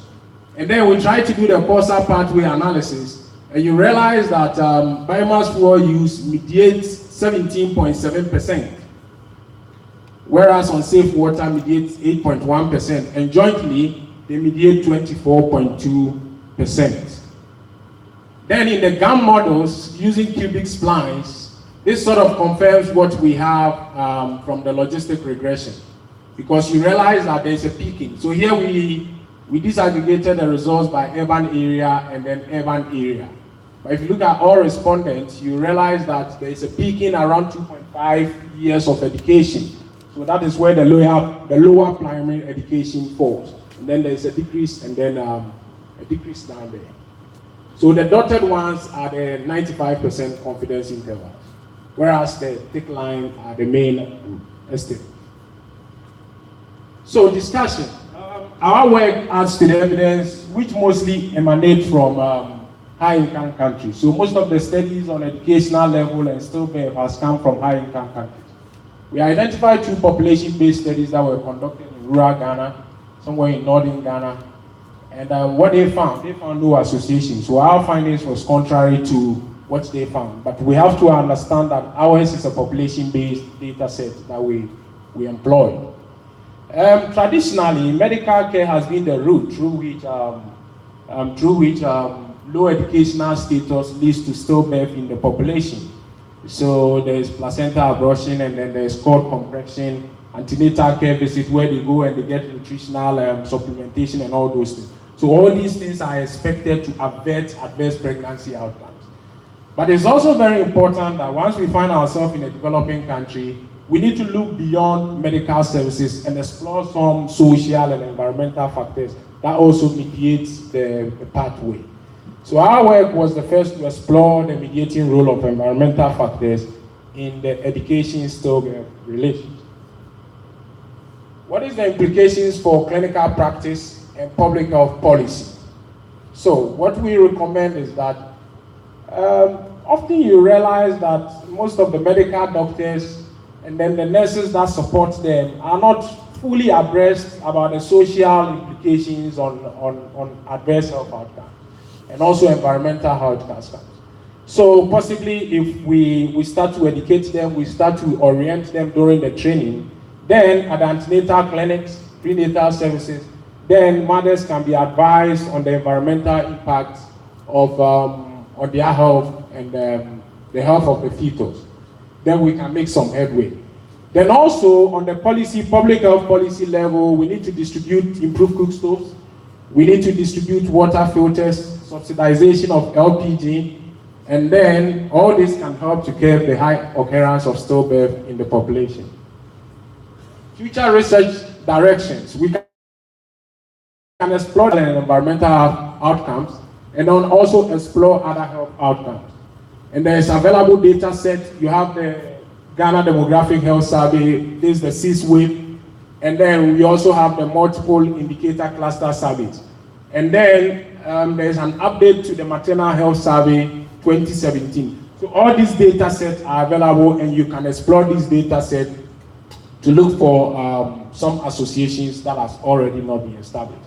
So recently, just last week, we published one paper from the Ghana Demographic Health Survey 2014, looking at whether educational attainment modifies the association between elevated blood pressure in the Ghanaian population. Thank you for your time.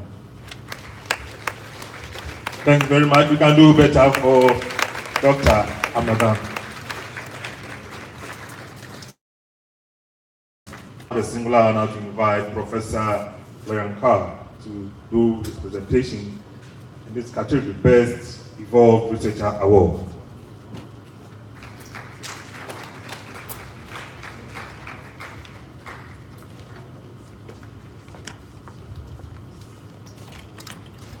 very much, and good afternoon to all of you. Mr. Chairman, if you the protocol that has already been established, I'm much humbled and honored to speak to you about my research here today. And of course, I'm much grateful to Drick also for this award. Though I have to be honest that I feel like the both literal and metaphorical dwarf in the midst of so many accomplished researchers, and particularly my brother who just spoke, also coming from the humanities. We talked a lot about metrics, but we have to be mindful that there are differences in terms of disciplines. So while I agree with much that was said, I think we should also keep looking at that there's equity, so that we don't define equal criteria for all. Because obviously, if you work in the life sciences, achieving 1,000 Google Scholar citation points is much easier than in the humanities, where it's actually not possible with a single paper. Anyway, having said that, I was asked to also speak about my research and what I've decided, and how do I manipulate this? Okay. So what I've decided is to speak about a strand of research I've been engaged in with two of my colleagues in the department, Dr. Eric Otre and Rosemont Cochillo, which falls squarely between a number of different fields: musicological research, sound studies, and sound ecology, cultural and media studies, and also a bit of social psychology of music. And I put all of these under the heading Music in Everyday Life. And while it's a truism to say, okay, there's backwards and forwards, it's a truism to say that music is all around us, and particularly recorded music played over radios, television sets, MP3 players, stereo systems. It is a ubiquitous feature of everyday life. We all know that. It's present in our homes, in public transport, marketplaces, shops, in churches, and also at work. So in a certain sense, we might say that the world has become a much noisier place with all these technologies. And there are some general questions that arise from this that this kind of research that I'm presenting tries to address. So how does this heightened exposure to ambient music affect people, and how do people also actively use music, considering that you can today actually choose to listen to virtually any music at any time, anywhere? So one study that we've done tracked the everyday music experience of participants over a 2-week time period. And we used the so-called experience sampling method to do so. And what we found is that participants were exposed to some form of music, and that can be imposed from somewhere or voluntarily chosen, for roughly half of their waking hours every day. And this actually confirms findings of research conducted elsewhere, which also found a very high incidence of music exposure in people's everyday experience. And then similarly, our study also showed that music was mostly not the main focus, but rather accompanied other, or merely coincided with other activities, which was the case for almost 90% of the music episodes we recorded. So in this specific study, we focused on the relationship between subjective well-being and music experience. And indeed, we found that there is a positive relation, and that music has the potential of increasing people's subjective well-being. So we asked people about mood changes occurring after hearing music, and in this figure you see some of these results. I'm not sure whether you can read that very well, but what the figure basically shows is that participants on average reported to have felt more alert, happier, more connected, more comforted, more relaxed after being exposed to music, and they also reported higher energy levels. When respondents listened by themselves when they were alone, and therefore had more control over the music that was being listened to, if they had greater listening autonomy, these mood changes were actually much more pronounced. So that clearly indicates that people indeed used music purposely to manipulate mood states. And I'm sure you all have these experiences. If you want to feel better or happier, or you're tired after work and you put on some music, it makes you feel better. So we can relate to this kind of finding. If you look at our interview data, you also see this positive impact, which reflects in the way how people talk about their music experience. But there's another study we did where we specifically did in-depth interviews with Christian listeners. There's a religious aspect to this, or their spirituality, or to feel in everyday music experience. But of course, there are also negative sides to this ubiquity of music, and particularly of amplified sound. Because we're talking much about recorded music, actually, and amplified music played in public places. If you think about it, music is actually a very ambivalent category after all, because for one person, what might be, nice music that increases subjective well-being might be somebody else's nuisance or noise. So just to illustrate this, a few more figures. These are the EPA, and many of you might know these things, EPA guidelines regarding ambient noise levels in Ghana. So you see on the left side the column with the figures defined permissible noise levels for the daytime in variously defined zones, and then on the right side you see the figures for the nighttime. So the highest permissible noise levels in commercial areas, as you can see, for instance, is 75 decibel in the daytime, and then 65 decibels at night. Now, if you compare this with just a few measurements that we did throughout the Cape Coast at various venues where amplified music was being played, you can see, perhaps unsurprisingly, that all the sound levels that we measured exceeded, and often actually exceeded by far, the permissible levels. And there are similar level studies that our colleagues from the Department of Environmental Science actually have done in commercial areas in Cape Coast, and also in halls of residence at UCC, which all point in the same direction. Now, it's known that extended and repeated exposure to sound levels above 85 decibels can actually cause noise-induced hearing loss, which is irreversible.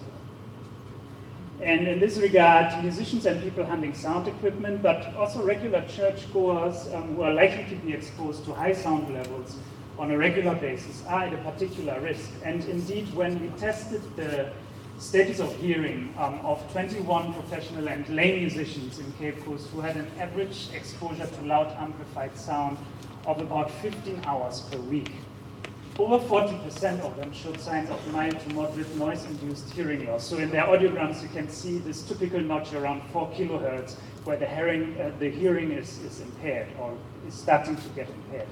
And for us, the shocking thing of these findings were actually that the majority of these young people, though this is of course a small sample group, so it's not representative, but the majority of these people were under the age of 30.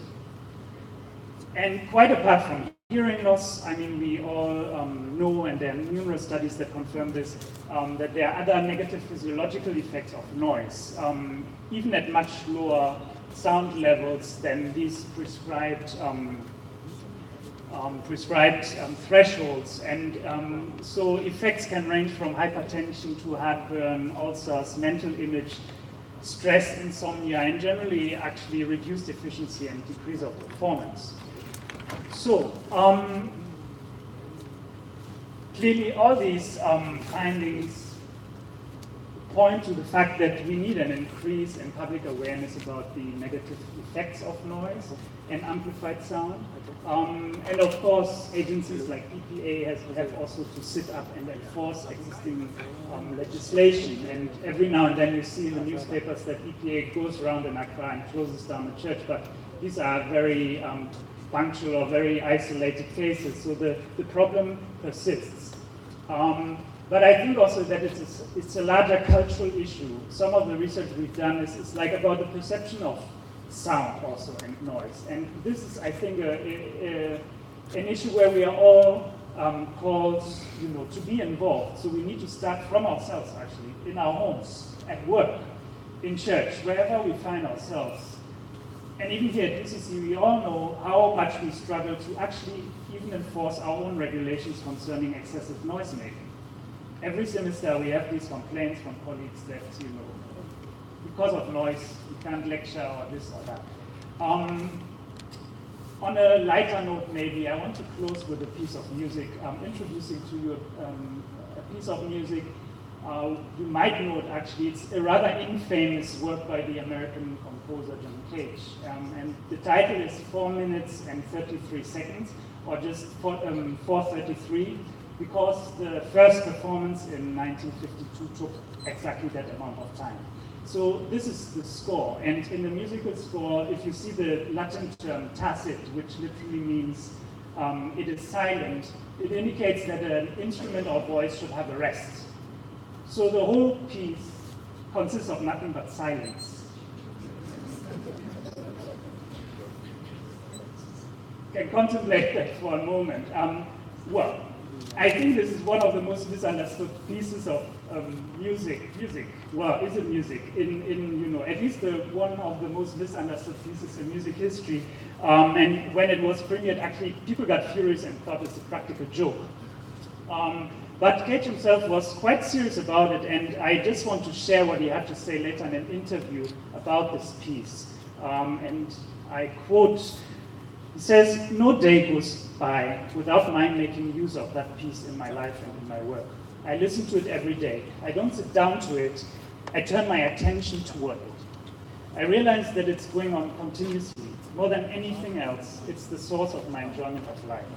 When I write a piece, I try to write it in such a way that it won't interrupt this other piece, which is already going on." So, in this vein, I wish all of us, actually, this joyful experience of listening to silence once in a while, as often as you can. And actually, if you do this on a daily basis, you realize it's actually a spiritual exercise. After all, the world is already a very noisy place. A world in which silence, I would say, has become a rather rare and valuable resource. So on that note, and before I will also shut up now, I want to thank you very much.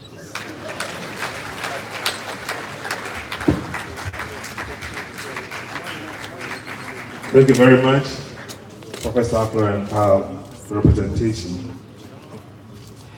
We now get to presentation time.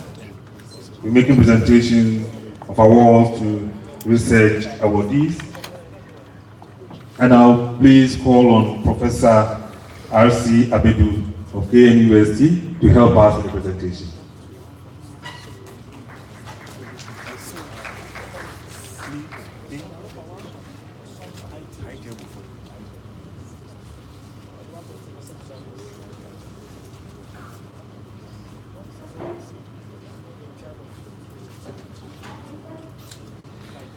So I invite Dr. Adeleja Kofi Amagan to come for his award.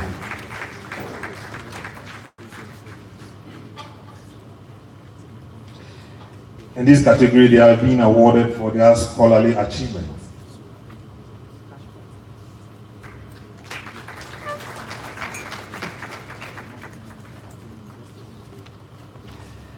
Congratulations, Dr. Amaga. Next, I call on Dr. Andrea Educhum Kodom.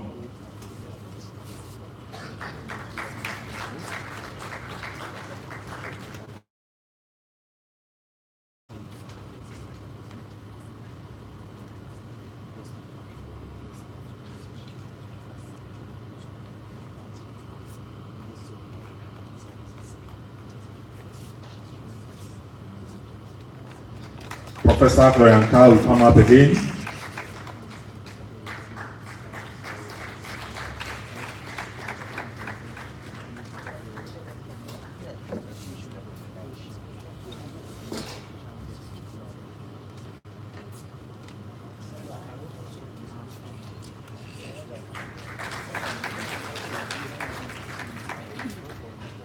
And then Dr. Kwame Ajay Frimpong.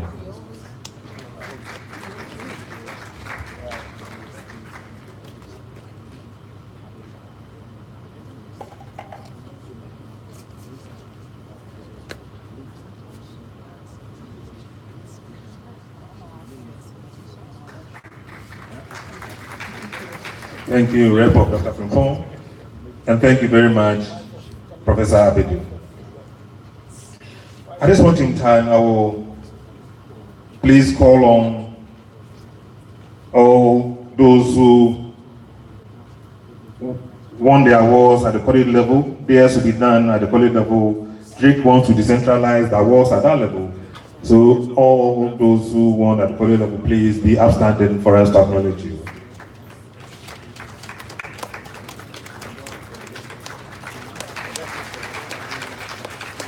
Distinguished ladies and gentlemen, these are awardees at the college level. At the appropriate time, we shall announce to you when and where to have those award ceremony. Thank you very much, and resume your seats.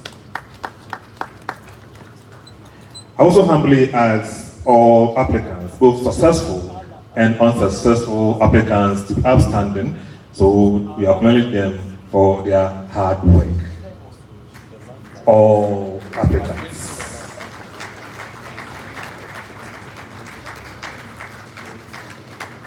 Thank you. Please resume your seats. The next item is to launch the UCC Research Agenda 2018 to 2022, and I will please invite Director of Drake to spend only a minute to tell us about this research agenda, after which we will call on the next person for us to launch it for us, Professor Enin.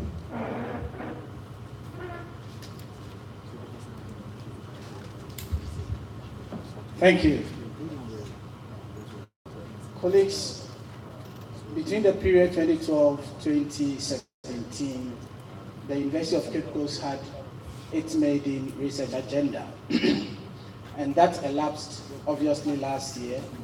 And a team was put together since the middle of last year to help the university come up with a research agenda for the period 2018 to 2022.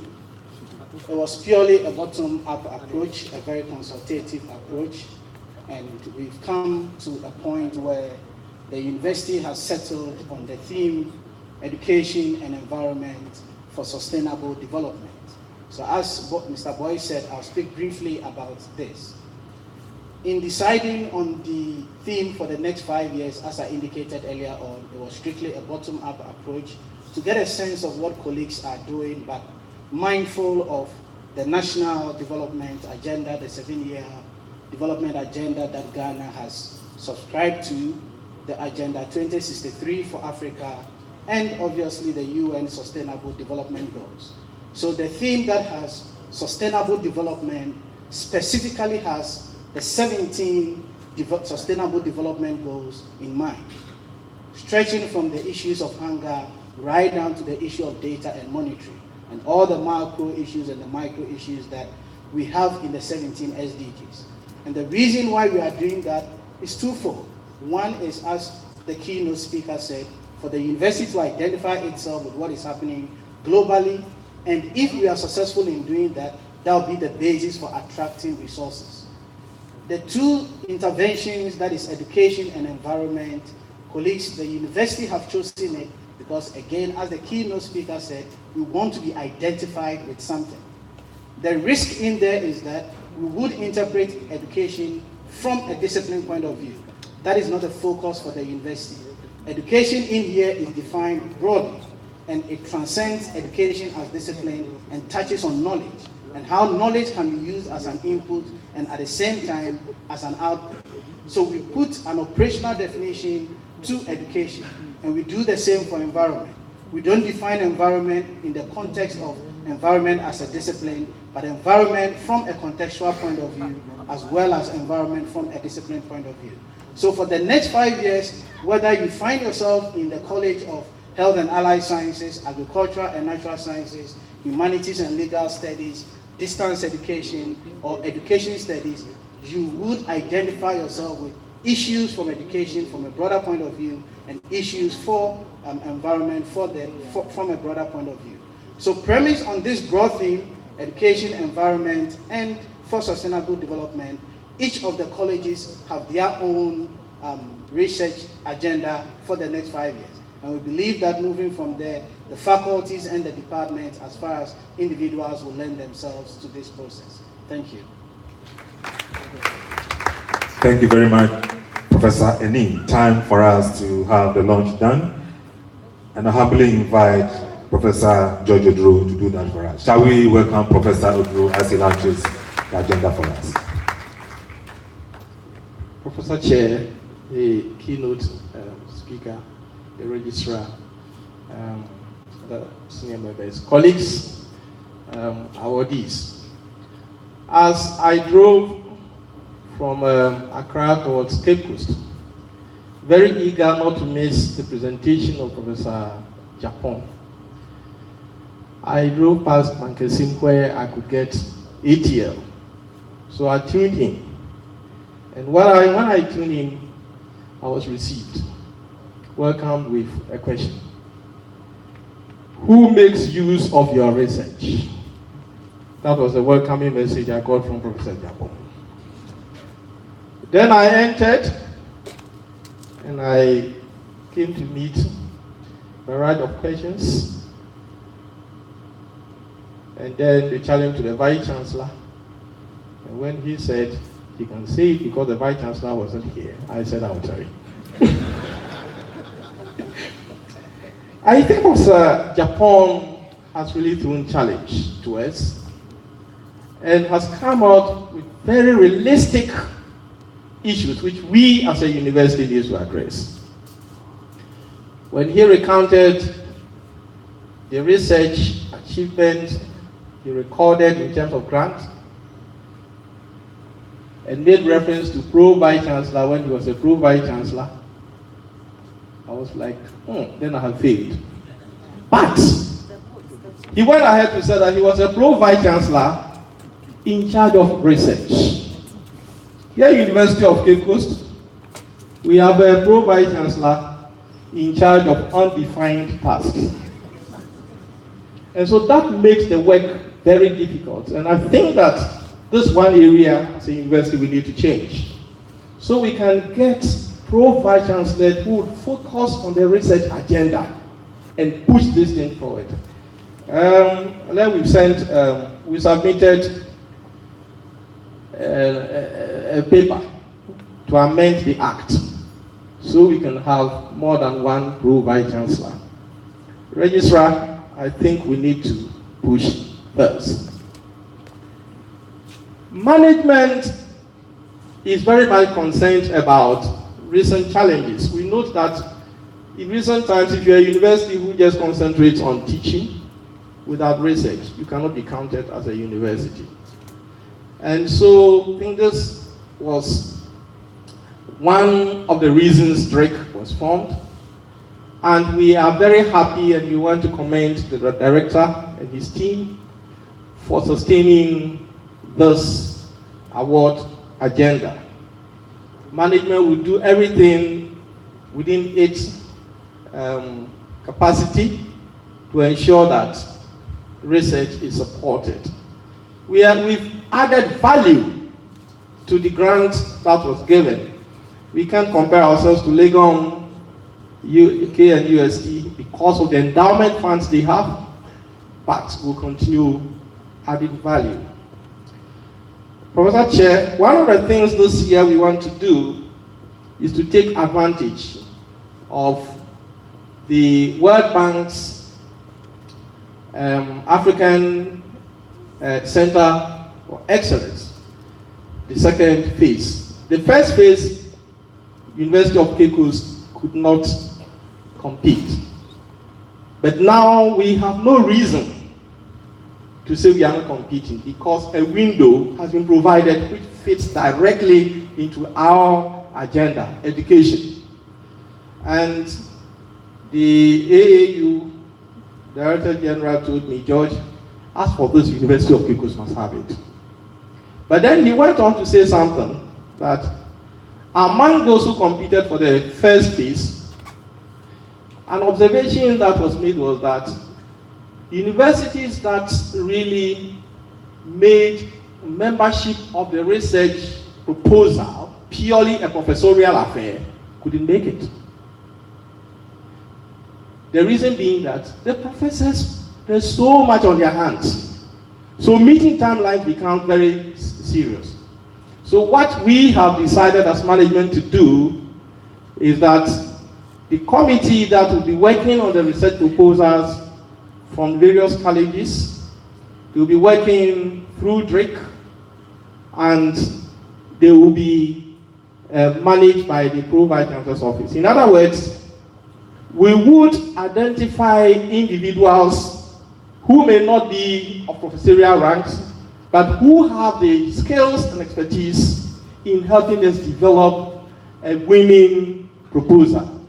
Individuals who will have time to help us meet the deadlines. That is what we're going to do. So I'm making this clear here so that our provosts and then deans and HODs, if you get to know that someone from your department has been identified by virtue of the person's skills in research, grant writing, to assure. And I'm also aware that came from the School of Biological Sciences. But the challenge we have is that we do not make noise about our activities. And I think we must be investing in making noise. And then also publishing our research findings. And we thank Drake for initiating this.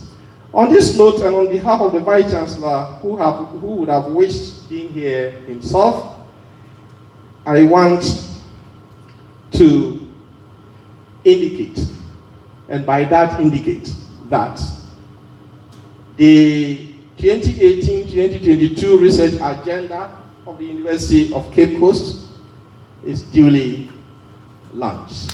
Thank you.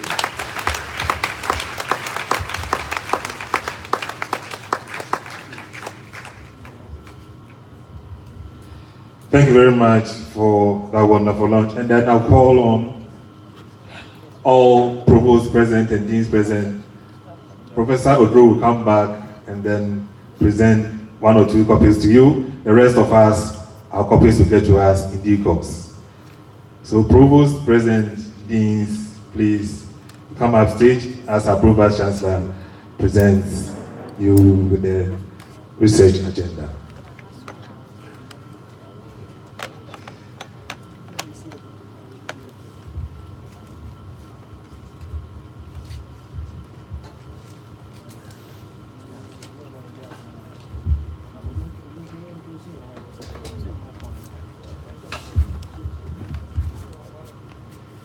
Provost, College of Distance Education, on behalf of the Vice Chancellor and Drake, I present the 2018-2022 research agenda to you to guide you in advancing research activities in your college.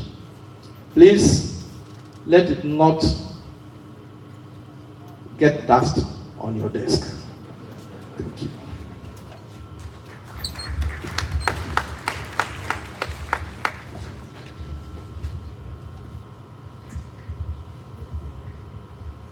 The same message goes to you. So I present it.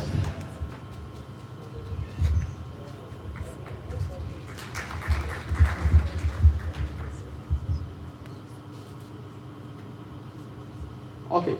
So this is going to the College of Health and Allied Sciences, specifically to the School of Medical Sciences. Okay, thank you.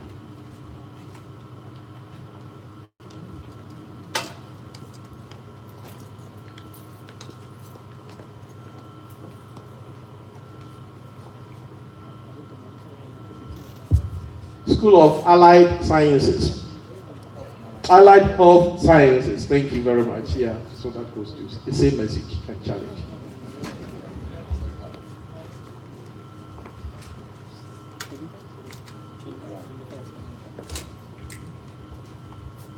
School of Nursing, the same message. Thank you.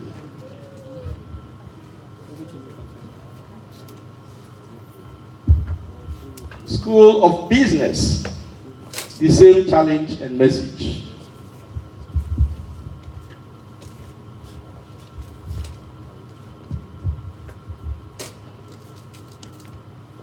School of Economics, the same challenge and message.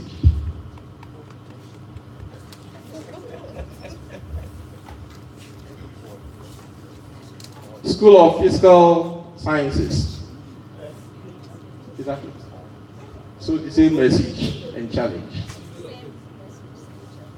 I want to see the glass blowing.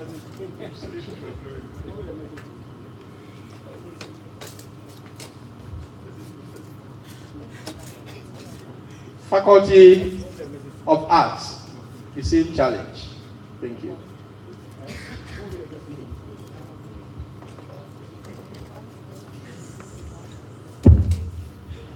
Managing students has become very challenging to university governance. What research? So, challenge. Educational foundations. Professor Jampo has thrown a challenge, very big one. What is the state of education in Ghana? Let's get your research evidence in helping us address this issue. Challenge of challenges.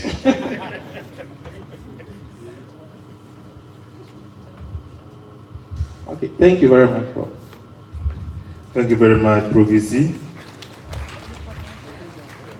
announcement goes to all applicants. Your certificates are ready. Please, if you pass by Drake from this evening, you can have your certificates. We sat for some time. Mr. Saki and our lady will give us a spot of music, after which we go through the process of closing this program. Shall we welcome Mr. Saki and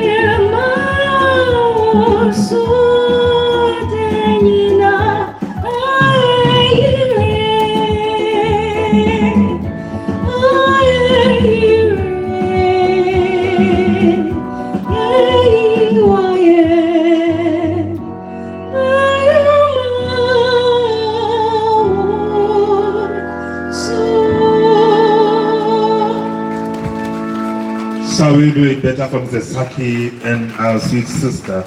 Before I call on our chairperson to tell us his closing remarks, I would like to acknowledge these personalities. Professor Jojo Higan, Dean School of Allied Health Sciences. Professor J.B. Afo, Dean, Faculty of Arts. Professor Ivy Ekam, Dean, SMS. Mr. Oku Aferi, College Registrar Code. Mrs. Mildred Asma, College Registrars, Professor Isaac Galeon, Provost, Code, Professor Eugene Date, Dean, Student Affairs, Professor Asari Bediakudu, Dean, School of Agriculture, Dr. Regina Jampo Vidogan, Director, ICT, and then finally I have on my list Mr. Richardson Comefio, Director of Research, Education and Information, National Commission on Culture. Thank you very much for consenting and coming all the way from Accra to grace the occasion. And I call on Professor L.K. Samamwa, our chairperson, to tell us something on his closing remarks. Shall we welcome our dear Provost? Thank you very much. I believe that when the Provost came, he did a lot of the work for me. So I wouldn't spend too much time going over what has been said, other than to say that we've been challenged, I believe that's the word, by the guest speaker's speech. And when you are challenged in such a manner, you either accept the challenge and then try and do something about it. One of the questions he posed, which I believe the Provost fortunately was here, has answered that question. The question about UCC funding research. He said, tell the Vice Chancellor. And I heard the Provost say he will do exactly that. But one or two other questions which I believe we should be thinking about. The first one relates to what he said about people getting promoted to associate professorship and being bogged down by administrative duties. I mean, primarily because of the attractive nature of the allowances that these days come with duty bearers. I believe that we should find a way of, because you see, they have a way of impacting on the research output.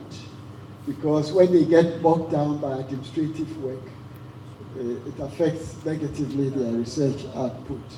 I don't know how management will try and then go around this problem. Do you have to be a professor to hold positions in the university? I was remarking before the lecture about a vice chancellor in South Africa who is not a professor, and yet he does so well in bringing funding to the university. The second and last question relates to UCC couching a niche. I believe that UCC in various ways has been doing this, but the Provost just drew my attention. He said I should tell this assembly that we actually used to have Easter forums on education by IEPA or Institute. It's one of our units. But I think for the past few years, this has fizzled out. I believe it is a very important platform to resurrect this and then give position papers on education in Ghana, especially with every now and then changes in policy, reforms, and what have you. So I believe in many cases, UCC is proving equal to some of the issues that you raised, but of course, we need to do more.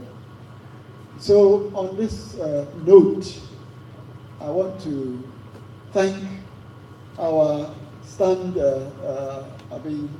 in the stead of the Vice Chancellor and management, to thank profusely Professor Japon for coming all the way from Ho, the University of Health and Allied Sciences, to give us this exciting, very thought-provoking lecture. I believe that when the call comes to you again to come in another form, you will come and do us the honor. Thank you very much. And I want to, there is no place for vote of thanks, so I'm seizing the opportunity to do this. I want to thank you all for coming, especially our senior colleagues who have come, and all of you, and those who have come from very far. My own friend and senior Professor Abedu from KNUST, and I also know we had visitors also coming from UDS, UPS, and other places. Thank you very much for coming. I believe that your coming here has really enriched this program. And to all of us, those who won and those who didn't win, you have made a very good show. Thank you. Pray that God will bring us another year. The fourth year will even be bigger and greater and mightier than this one. Thank you very much on behalf. Thank you very much, our chairman, for the occasion. I was tasked to do the vote of thanks. In the moment he sees it, I thank God for that. So we have come to the end of the program, but before we go, I once again call on Reverend Frimpong to close us with a prayer.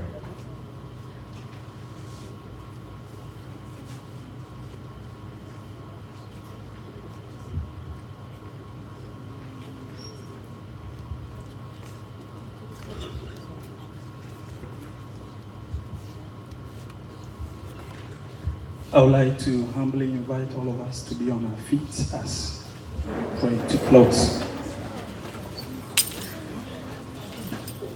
Our Heavenly Father, we once again thank you for being faithful to us, for you have seen us through a successful research and grant award ceremony. And also we want to thank you for the lives of individuals who receive various awards and grants. And we pray, oh Lord, that you help them to be good and faithful stewards of the grants that have been given them. And Lord, as we depart, we pray and ask for your traveling mercies, for guest speaker, for other invited guests from sister universities and institutions. The Lord, you will take them to their various destinations safely in the name of Jesus. And Lord, to the rest of us, we ask, oh Lord, that until we gather together again like this, may we continue to walk in your blessings, in your mercies, in every aspect of our lives. This we ask in Jesus' name. Amen. Thank you very much, Reverend Frimpong.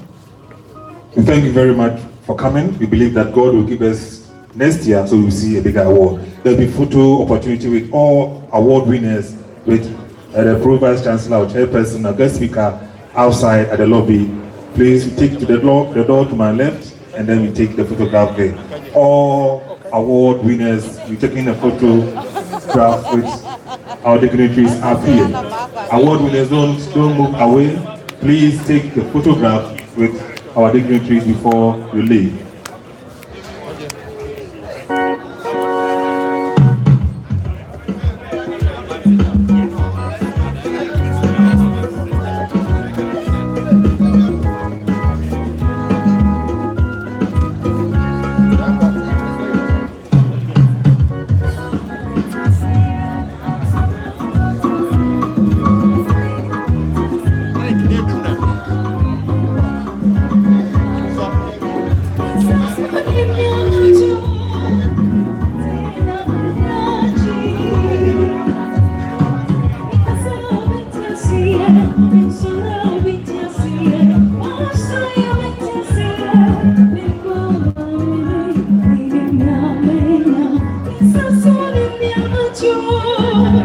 Deep down and